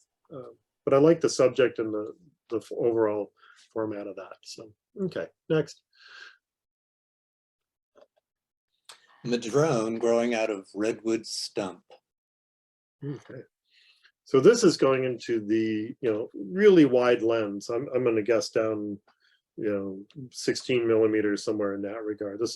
I love working in this place, and I love seeing those branches just arch out from the trees and things. So it is this is the kind of thing that I've been spending a lot of time on lately. So I'm not sure if you went into HDR with this, but it would probably be beneficial if you didn't. So it's a little bit of managing the light that comes through this that can be really difficult. I'm really glad that you're able to make the madrone tree really kind of stand out pretty well. It has that amazing sort of red color to it. And I think you could even go in, if you work with the HSL, you could probably brighten those up a little bit. Still keep them red, but not like big saturated red, but you could actually separate them out from the background, because you've got a lot of green and then you've got these red tree, and you'd want to be able to separate those a little bit. The tree, so the madrone's getting a little lost. I'm looking at this. I'm looking at my thing, and my images are playing. So Steve, you I have got to, need Steve, like, you have to, you have to maybe not. mute. So, all right, we can move on to the next one. So, but this is a fun image. I like where you're going with it. So, Alabama Hills Boot Arch. okay, well captured within it. It's very descriptive of, where we're going with this. We've got the arch. You can see through it nicely. Great sky in the background. I like where you're going with this. I like seeing the textural qualities and things. You've got space on the left side, but you don't have really any space on the right. And I would love to have some more space on there to sort of balance it out a little bit. So just to kind of give it some of that. And then you've also got the hole in the arch really right in the center of the frame. I might suggest actually putting that a little bit lower, maybe take off about a third of the space below the boot, because you have a great sky. So you can utilize that. And I think you'd come up with a really strong image with a little more space and a little more sky around it. So, but otherwise it's, it's held together nicely. It does look like it has a little bit of a halo, but I'm not sure if that's from processing or not. So you definitely want to be careful of that. So, okay, next. Chairs. Okay. I'm getting a feeling of infrared here. So infrared cameras, they're really popular for actually quite a while, and then I'm not sure, they seem to have faded a little bit. But this is actually really quite nice. I like the quality of that's coming through. To me, the image really is, it's the chairs with the trees behind them, but without the framing branches on the left and the right. And the big redwoods or whatever those are way in the back are also a little bit distracting. I would want to crop in or zoom in past, take out a lot of the excess stuff. The big tree trunk that's in the background there is really kind of distracting. The dark ones that are framing in are also somewhat distracting. So you're framing something with all of this stuff in the composition, when I think you could actually just frame it with the camera itself in a longer lens, and you would get the image that you're trying to get. So, but I like the chairs. I like the overall tonality of the image. I think it's a lot of, it's really quite nice. It's a different take on things. So, okay, next.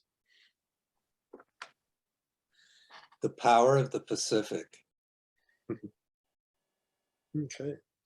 The light's really nice in here. I love the light coming in. I love the shadows of the people and in the bottom there. I like that the people are all separated. One thing that often happens when you get groups of people is they overlap each other, and then when you get these silhouettes and these shadows, everything sort of blends together. So here we have 5 individuals with 5 people, and they're nicely held into place. The ocean itself has a really nice look to it. This to me is I think there's some things that you can do with this. I like that the shutter speed that you used, it has a nice, it has that good textural quality to the water. And I think it looks good the way it is. I think some timing of watching the waves come and go, especially if the people are kind of just hanging out there, you can play with the timing a little bit to get different compositions out of the water. And I might even play with some shutter speeds that are into like the 15th or an 1/8 of a second to give that water just enough movement where it's kind of alive rather than static. Just some things to consider, if you find yourself back in this kind of situation. Again, there's always options, and it's fun to kind of explore them a little bit. But I like the image that you have here. It's quite nice. So, okay, next. Surrender. Okay. Really nice textural image. I like the vertical leaves that you got in here. There's really great detail in this. The one red leaf really needs to be in focus for this image. So it's just, I think a good amount of depth of field and good sharp focus on that leaf would drive the image much better. You're already working with sort of a cropped image or a telephoto type image that has a flattened feel to it. So by extending the depth of field, getting everything in focus, you're going to flatten it even further, and it's going to pull everything together in the frame. So I kind of like where it's going. But I would like to see that leaf in focus. I think that would be a little bit better. So, okay, next. Tending the Family Shop, Lunar New Year, Bangkok. Not sure he's paying attention all that closely, but that's okay. It's kind of a fun image, really colorful and bright. The kid on the phone stands out pretty well. I think it's it's kind of a fun image. A lot going on, a lot of color and detail sort of buried in there. It's interesting that there's so much stuff around this kid that, and here he is with his, his red clothes on, and there's even more stuff on his clothes. So it's a fun shot. It's the kind of thing that I think it's framed about right. I mean, you could frame this in a number of ways and it would still work out fairly well the same way. So I think this, it's just a matter of how you want it to kind of go. in there. I'm not sure what you need to, I'm not sure what I would recommend for this. So maybe a little more space on the right side of the kid, just a little bit, but not that much really. So I think you're pretty good. All right, next. Daisies. Okay. This is an interesting choice of aspect ratio for the image, because it's really kind of drawn out, and we get, we've got our point of focus here in the center, and it fades sort of out, going out to the sides. So it's an interesting choice in that matter. I feel like it actually works out pretty well. I would love to see these a little sharper in that center. So, but as far as that, I think, choosing your focus and your depth of field to kind of balance out this image. I think the depth of field is okay, but the focus needs to be right down that center line, so that you almost get sort of a symmetry out of it going left and right into an out of focus kind of area. The lighting is really kind of interesting. I like that it's flat. I think you can play with that a little bit, maybe lighten it up a little bit without going too much, and then maybe giving the darks just a little bit of a punch, just to seal some of the contrast in there, without actually making it a high, without actually increasing the overall contrast of the image. So if that makes sense. So, okay, next. Okay, we'll be back Right. in 5 to 10 minutes with the awards. All right.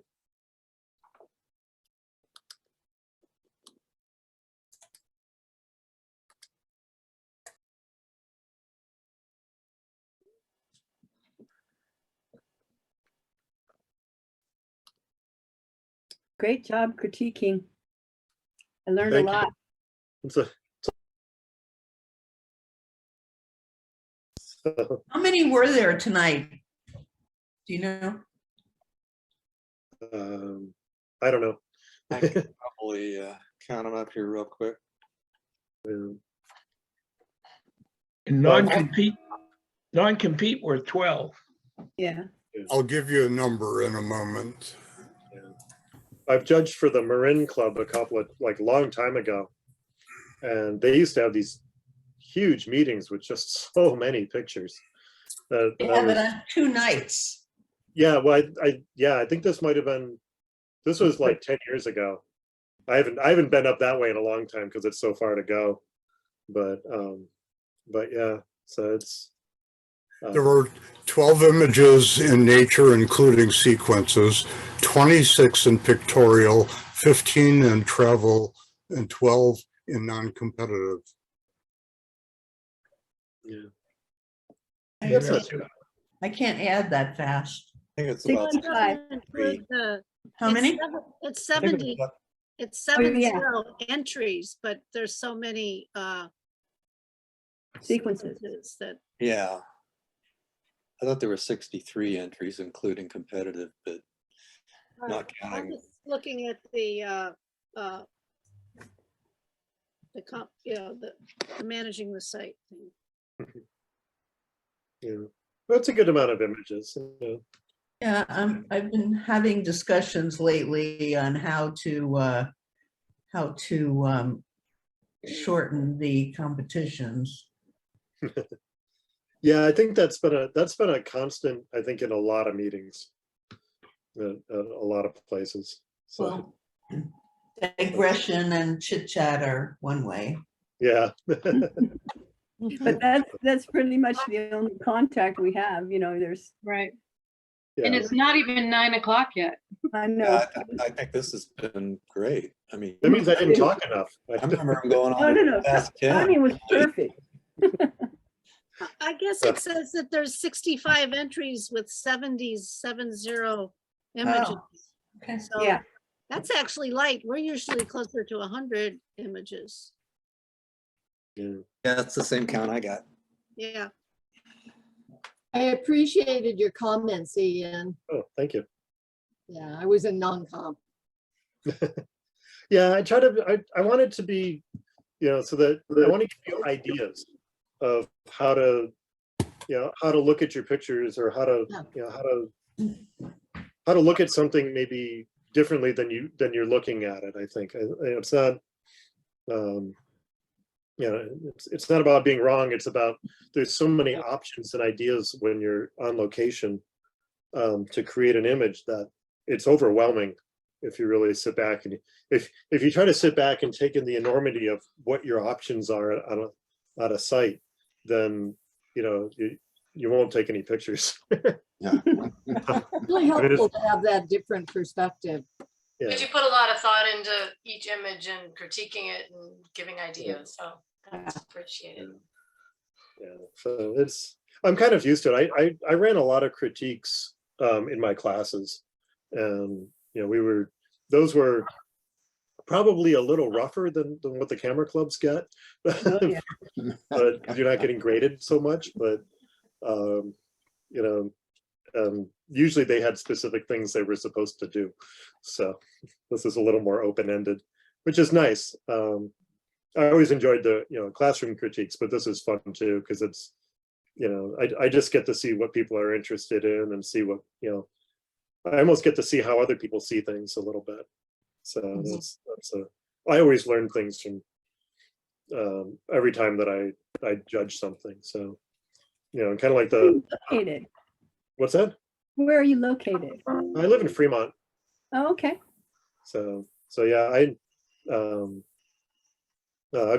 I've been in and out of membership of the Fremont Photographic Society for years. So sometimes I judge for them. Sometimes when they were having meetings, sometimes I would just show up, just kind of come and go. It's more social than anything, really. So, but I stopped competing years ago. Just didn't really have the time to continue with that. Mostly because I was teaching, and I didn't have the Different perspective. Yeah. So yeah, from the teaching aspect of this, it's definitely a different perspective of things, and I can be pretty nitpicky too. So it's you don't want me to go there. Nitpicking. What's that? Nothing wrong with nitpicking. I mean, as artists, we get to make our own choices. Yeah. Yeah. I mean, I can be pretty bad about that, but I try not to be. So, but I have. Know your audience. Yeah. Well, there's certain things. I think every photographer develops the things that for them are a distraction or something like, okay, I can't tolerate that in a picture. And like a few of the things for me, one are horizon lines. I get when a horizon line can be off, but if you're doing landscape stuff, level your camera. Yeah. There's no excuse. Every camera has a level thing, and mine has two. One in the viewfinder and one on the back of the screen. If I can't get the thing level, I should probably stop doing what I'm doing. And on top of that, you can go into Lightroom and fix it in about 3 seconds. So, and it goes for vertical too, by the way. So to me, the level and vertical are kind of important. I think that's mostly because I do a lot of landscape work, and I hate it when the redwood trees are doing this. Yeah. Even if it's just a little bit. It's funny because I have a side job that I do on occasion where I work for I do artwork installation for a frame shop. There's a guy down in Oakland who he has business with the federal courts. So we've actually been in the federal courthouses hanging artwork the last few years. And we also did a hospital here in Fremont. And you get really nitpicky about things being level. So, and you learn to see it really, really a lot if it's not. There's been a few times we've hung stuff where like, I know it's level, and then you get down off the scaffolding or whatever, and you're like, and then you realize that the picture actually is level, but like the molding in the room is off. So, so yeah, I mean, we've hung things that are like. I have a question about about, sorry. Go ahead, please. So I have a question about the horizon. So I find that in some landscapes you've got the actual horizon, you know, the sky and the land, but you've also got other horizontal elements. Yes. And sometimes you have to make a choice because it looks weird. Right. So there is a visual element to it as well. And so one of the pictures that popped up earlier was the lone bird in the tree with the reeds in the foreground and the hills behind it. Yeah. So that image is one of those where there is no sky. So if it's off a little bit here and there, you may not really notice. But where you start to see it is that you'll notice that the reeds, if all the reeds are like, you know, if all the reeds are leaning one way and the trees are kind of going one way, it's probably going to feel weird. So you want to sort of balance it out so it feels balanced. It was windy. Like so I mean, so there are, you know, it's not an absolute like your camera must be level all the time kind of thing. Your image has to balance, but at the same time, you know, you have to be somewhere between those. You know, there's no absolutes. And I think that's really the important thing to understand is that, you know, if you're trying to like follow, I have to do this all the time, then you're really just going to drive yourself nuts. It's just, you It's really a will. short trip in my case. It's a short trip for me too. Yes. Steve, where are you now? Munch? Oh, How I'm are we all doing? to go. Are we all set? Yeah. Okay. Tally ho.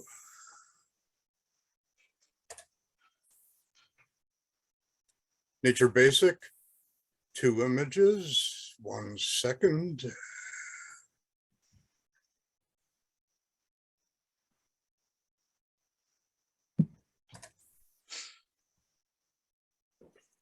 Second place.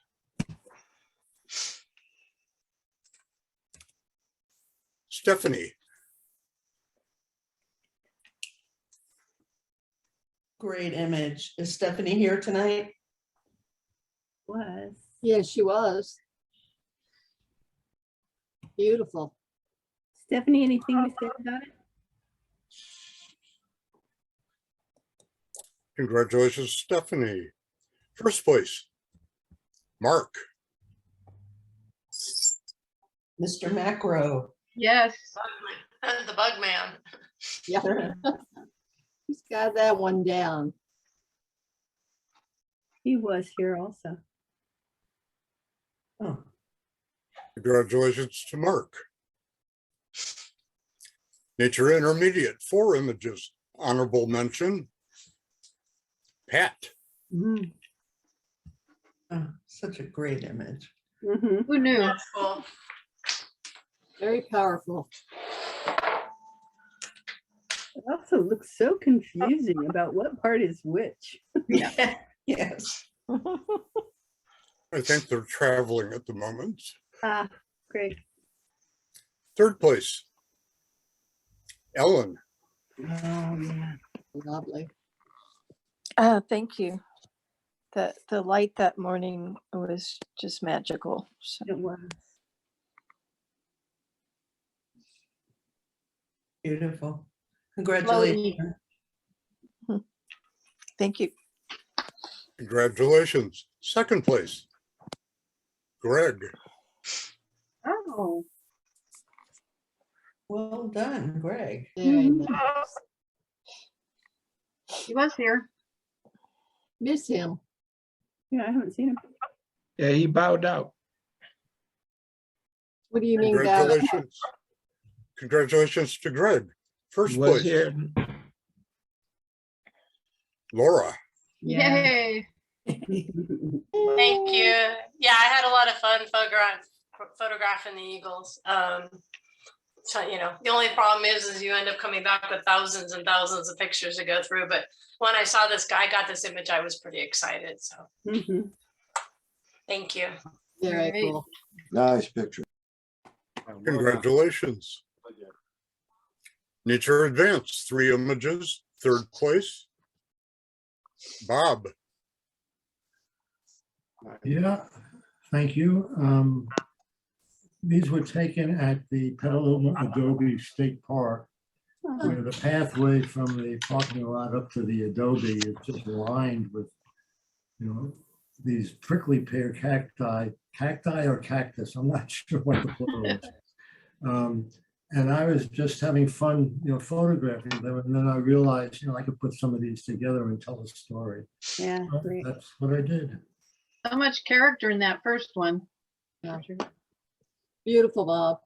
Thank you. Yeah, I learned quite a bit. I Nice. had no idea that these were modified stems and branches. Yeah, Structures. that was very interesting.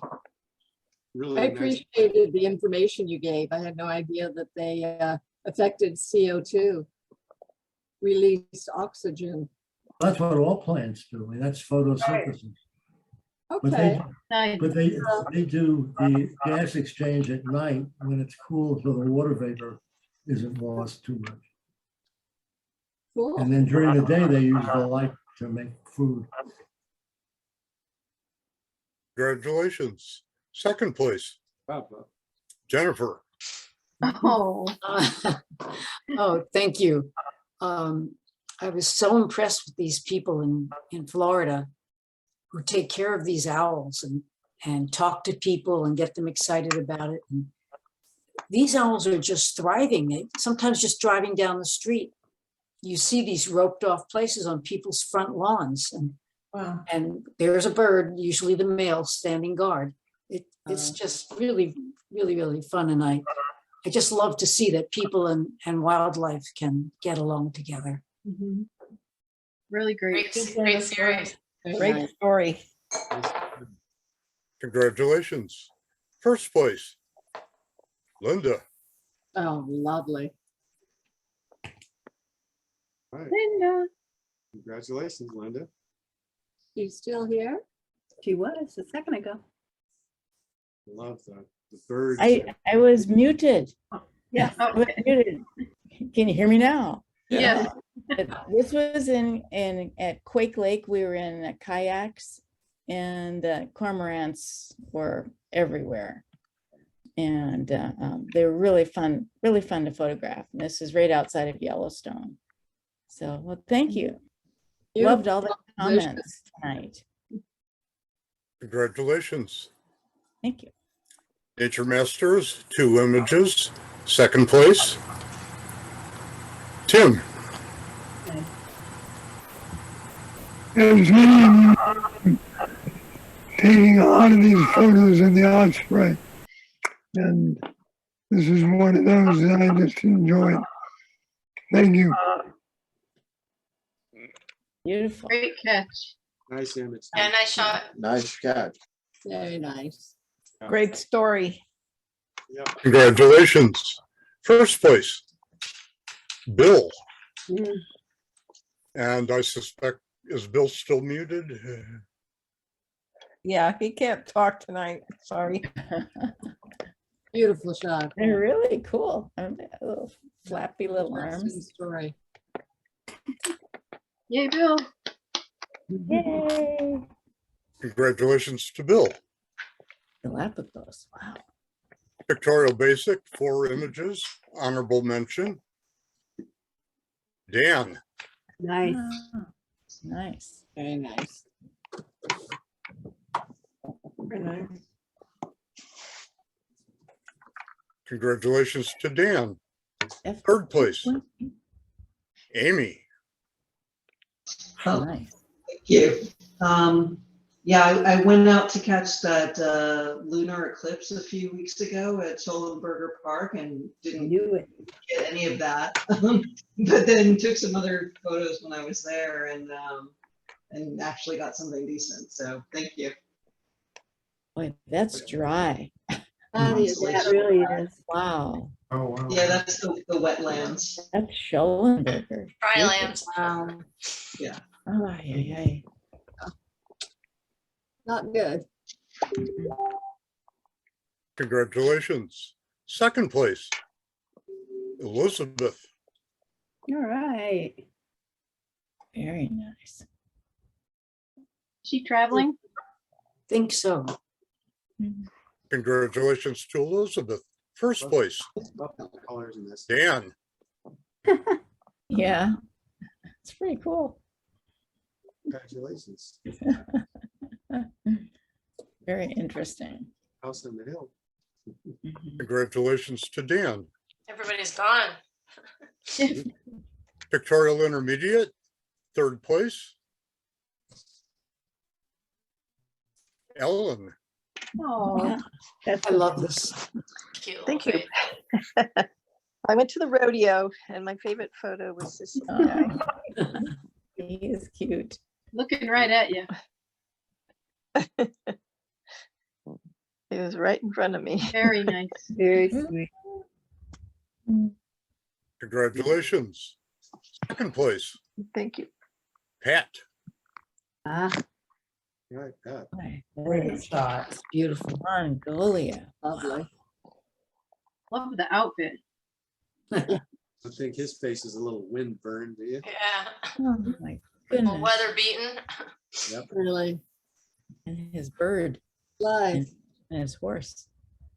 Horse It's ears. the story in his face there. We look alike. Congratulations to 15. Pat. Trip. First place, Laura.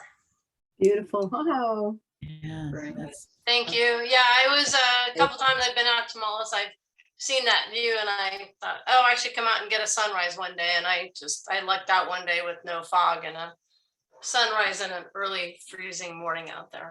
Thank you. beautiful.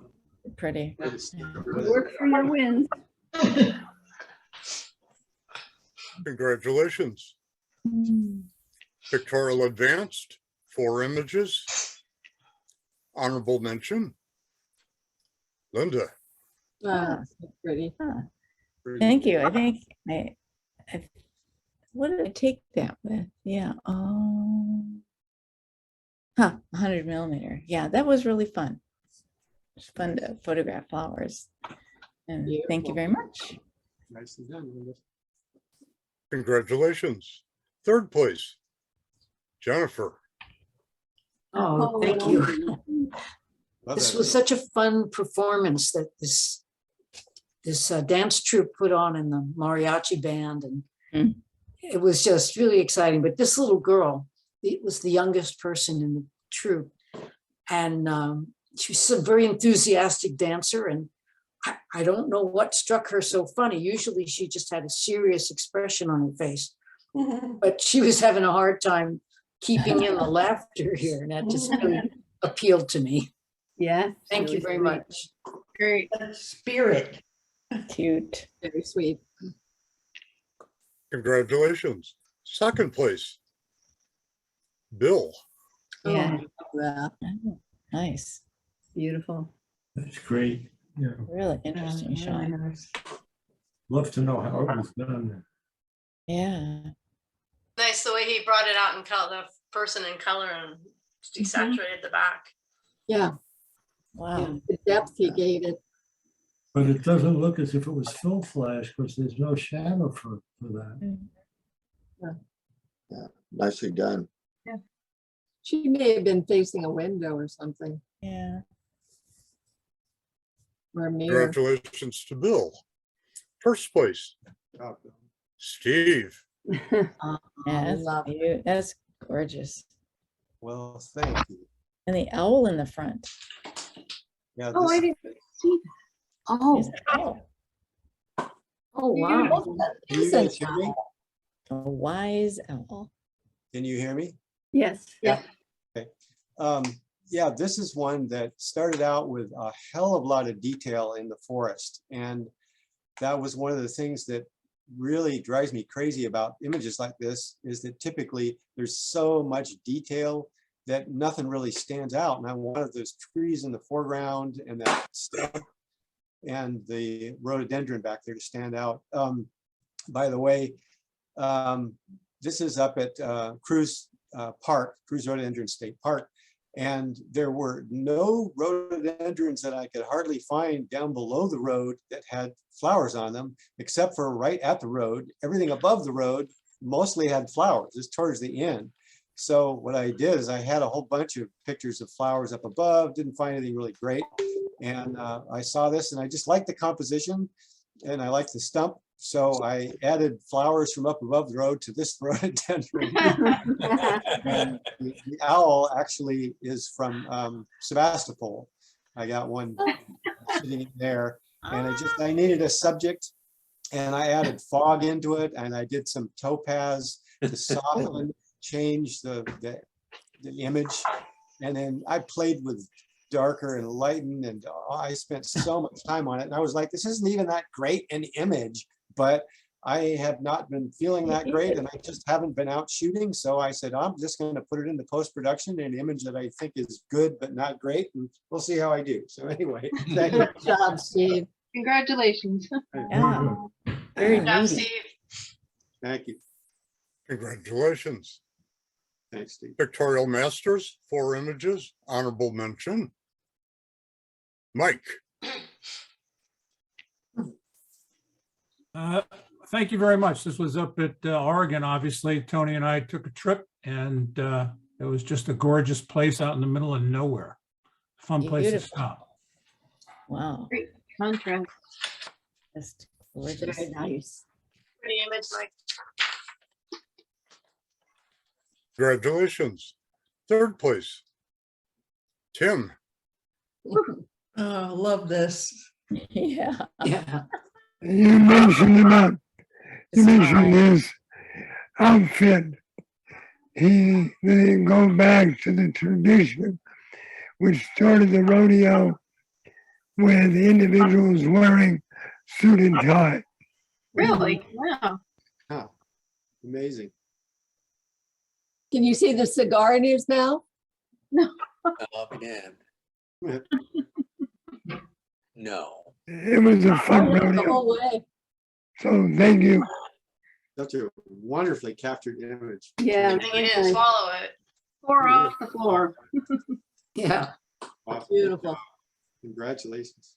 Nice shot. Thank you. Yeah. Congratulations. 2nd place. Herb. Mhm. Mad Max. Is he Yeah, here yeah. tonight? I don't think so. Didn't Any he take idea where some that things is? off the rock? Yeah. He did take some of the graffiti off though. He did? Yeah, wasn't there a little where it's darkish on the small rock? Oh, blur it out a little bit. More. Yeah, I thought there was more on there when we saw it. He also said the piece in the foreground fell off of the larger rock. Right. Yeah. So I What thought was it the location? I don't remember where he took it. Yeah. It gets around. It was in the Atlas Obscura that he found out Right. about it. Where is that? That's The right. Atlas Obscura. There's a website and there's a book. That's the But book. anyway, that's Oh, where he yeah, found out yeah. about it. It's above Sacramento. Really? Yeah. He sure captured the desolation. Congratulations to Herb. 1st place. Liz. No way. All right. Yes, Up way. Manzanar? Yeah. Well, no, it's near Billy Lake. Okay. Yeah. Ah, thought I recognized. And I was saying Very nice. it was windy. That's why the reeds were not, level. Fantastic. Anyway, thanks. Yeah, I love it. Send that to Linda. Okay. Congratulations. Travel Basic, 1 image, 1st place. Mark. El Paso. Oh, very nice. Oh, Congratulations to Mark. nice to see you, Mark. Congratulations. Travel Intermediate, 3 images, 3rd place. Laura. Thank you. Yeah, it was just kind of neat to see the boats down in the turn basin after not having them in there for so many years. So thank you. Love the color. Yeah, You and know. the sky is amazing. Congratulations. That was a time shot, Laura? Yeah, it was long exposure. Second place, Ellen. Thank you. Yeah, it was hard to get a shot. It was so dark down in those passageways. And I know the comment about the light being, but that's, that's how it was. And you can't, I brought out as much as I could the end of the tunnel. But in travel, well, you can darken things. I suppose I could have darkened the front light there. It's beautiful. I love it. Yeah. Just gorgeous. Yes. Like a painting. Mhm. Cool. Makes you want to walk down there. Just so many Little layers. So many layers. scary, yeah. Congratulations. First place, Pat. Oh, Okay. Dang. So much to see in this. Good. Yeah, Congratulations, Pat. Yep. they go to some really interesting places. Yeah, no kidding. Jealous. Congratulations to Pat. Travel Advanced, 4 images, honorable mention. Bill. He gets around too. Yeah, He does. Myanmar. Wow. Congratulations to Bill. Third place, Ronnie. I knew it. Thank you.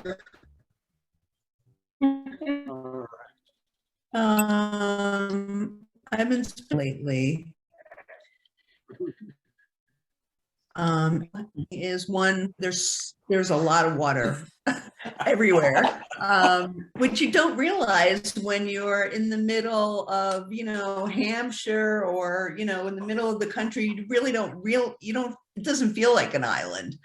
But the water is everywhere. And I also am fascinated by the fact that there are so many pebbled beaches. There are very few sandy beaches in most of the coastline, but people actually will go and sit on those pebbled beaches as if they were like real sandy beaches, because that's what they're used to. It's funny. I mean, and they'll sit there when it's freezing out, which amazes me too. But yeah, and yes, that is a hovercraft to the right, but one, it's travel and I couldn't take it out, and two, it does tell a story. But yeah, this was South Sea is right near Portsmouth, and there are so many ferries there going, back and forth across the channel. So anyway, thank you. Congratulations. Second place, Bill. The good one. Somewhere else in the world. Oh, yeah. Oaxaca. Oaxaca. Not here. Congratulations to Bill. First place, Jennifer. Yeah, it's beautiful. Oh, thank you. As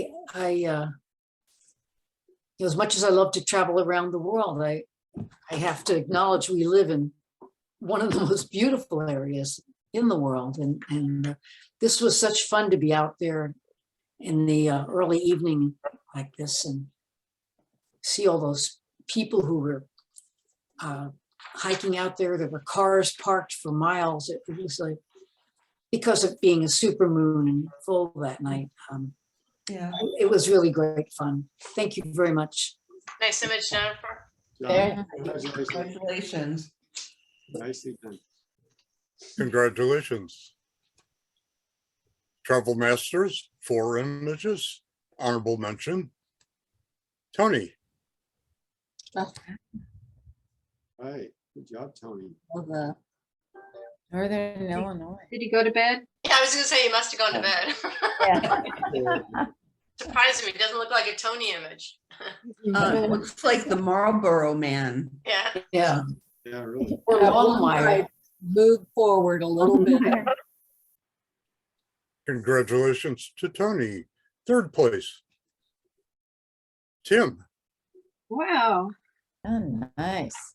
Well, this is an interesting market. And a group of us went to it, obviously early in the morning, and there were closer shots. But I really wanted this as an establishing shot to show the overall feeling of wet and damp and so on. It was raining. So thank you. Yeah. Very nice. This again. Mr. Congratulations.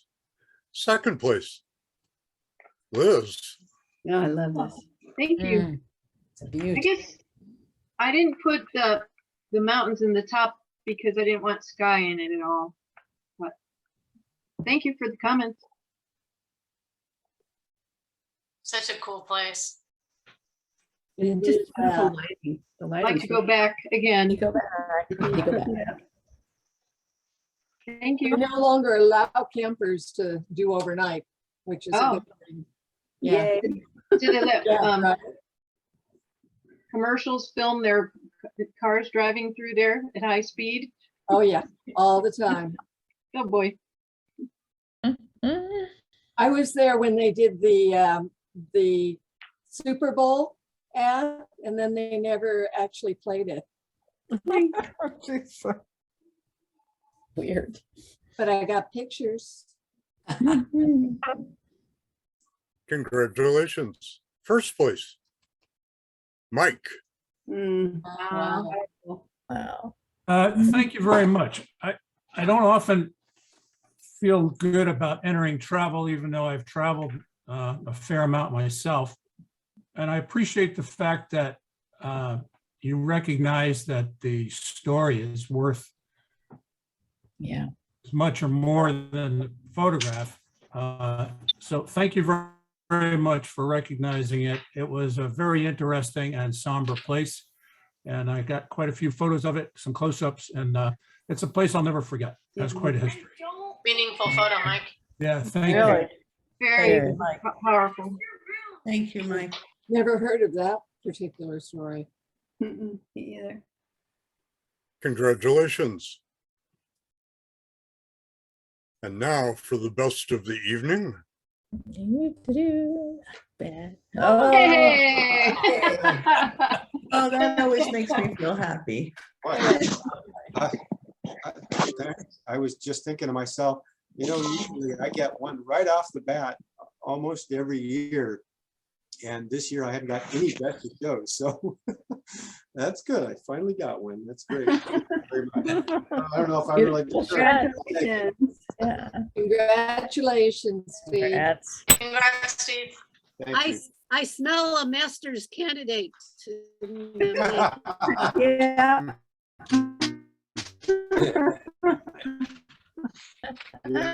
Well done. I can tell you worked hard on it. Yeah. And to everyone else out there, I also have had the experience of just kind of throwing something in them because, oh, I only had 2 images out there, grab something, throw it in, and it got best of show. So be surprised. You have stuff in your library that's really good. Thanks, Steve. Thank you, Ian. Yeah, thank you for all your Nice critiques. night. Great night. Wonderful, helpful Thank you, comment. I have a Learned a question. lot. I have a question. I mean, go if you like, whoever wants to go, but I wanted to ask Ian a question and anybody else who wants to chime in. So one of my images had looked totally different on tonight than it did on my screen.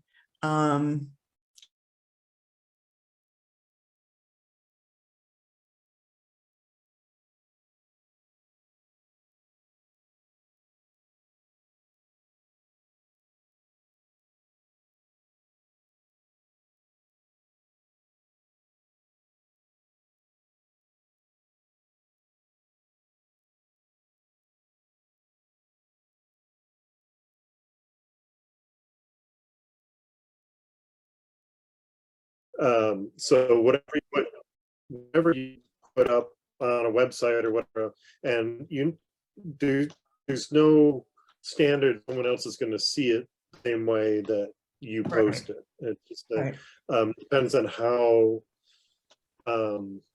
things are kind of sent through. I think part of it also has to do with it, or may have to do with how they're being, what sort of format things are being uploaded into, so how you export it at what resolution and then into, when it goes into the site. So But I thought resolution doesn't make a difference. well, the resolution may not. However, if you go from Lightroom, so I work primarily in Lightroom. I actually rarely work in Photoshop because it's sort of like trying to put in finishing nails with a sledgehammer. So it's just way overkill. Lightroom does everything I need it to, but when I output from Lightroom to send things places, often they are done in like a high quality JPEG, and I keep the color is set to sRGB, and that's actually the smallest color space. So there might be something just getting lost in the translation throughout all of that. I don't know.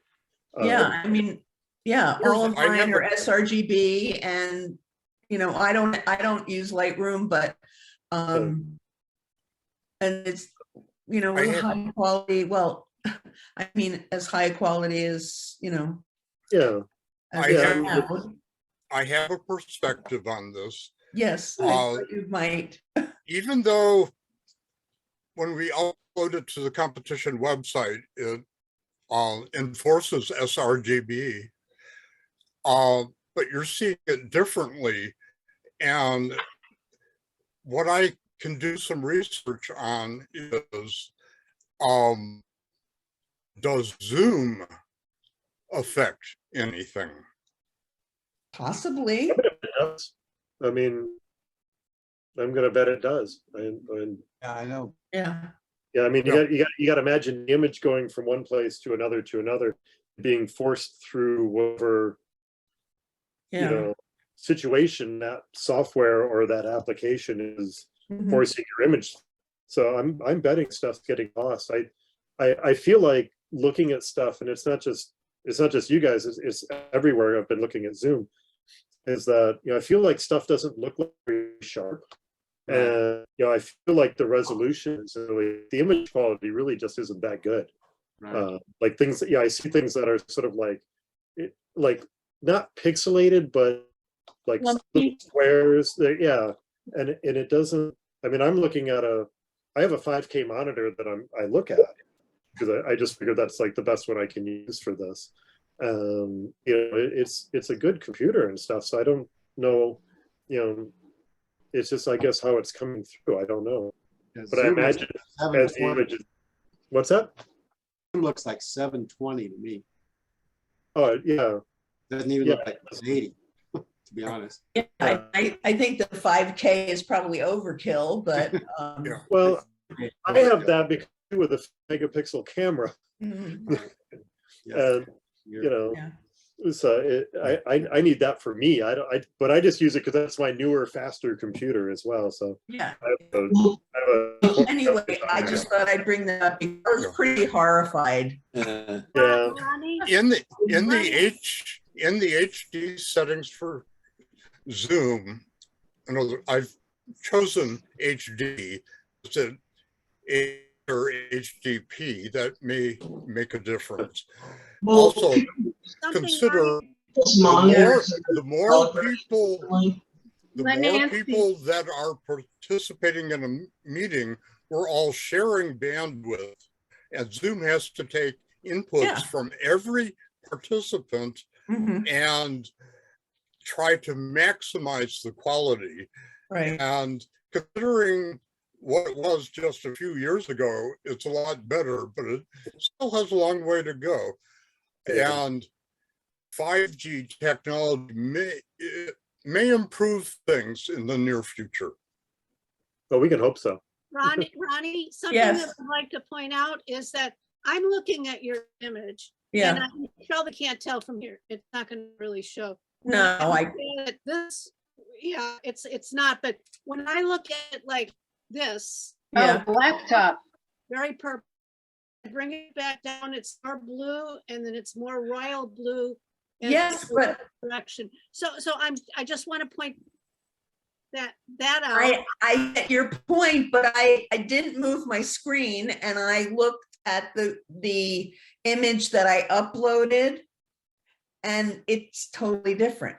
And It something doesn't else- have any purple, but yeah, I will move it and see if that makes a difference. Something else is this color blue. I can't seem to get to look right on devices. And Huh. sometimes if you're using a big screen to Yeah. justify going to get all these downsized, I will then look, if it's important to me, I'll look at it on a phone, I'll look at it on an iPad. Yeah. I'll look at it on different, I find that like a phone or an iPad is kind of good because it's not something that I'm getting, what do you call it? Can't think of the word. I have a problem with words. You know, where you get it to be whatever it is, it's what more people would see rather than your screen that's Right, that's but fixed.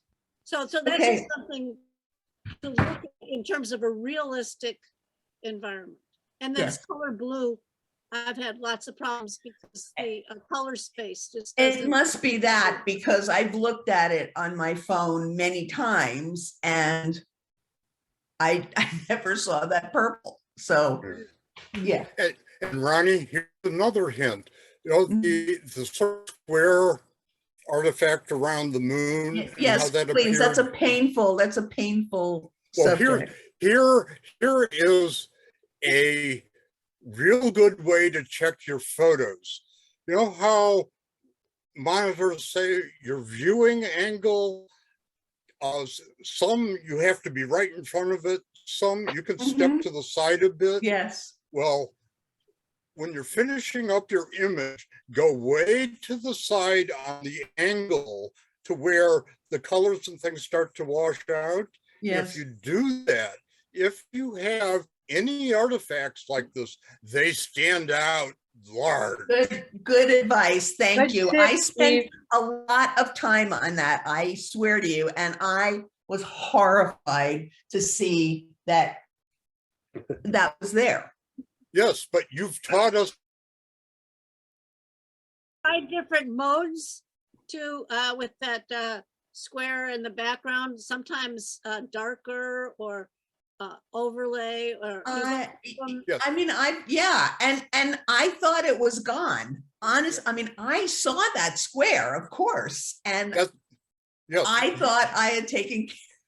Use your different types of compositing, whether it's, you know, add, screen, subtract, overlay, and then the opacity of that choice. Yes. And very often you can make it disappear without affecting the moon. Yes, thank you. Also, always feather the edges. Yes. That would make a huge difference. I thought I did that too. Also, when you do the cutout on the moon, take it from a much wider area so that when you're doing the feathering's way away from the moon. There you go. You're breaking up, so sorry. Well, I'm waving goodbye. Good night, everybody. Good night, everybody. Thank Night you. night. Thanks, you, Jen. everybody. I Thank appreciate you. all the input. Thank Thank you. you. Well, Night. night.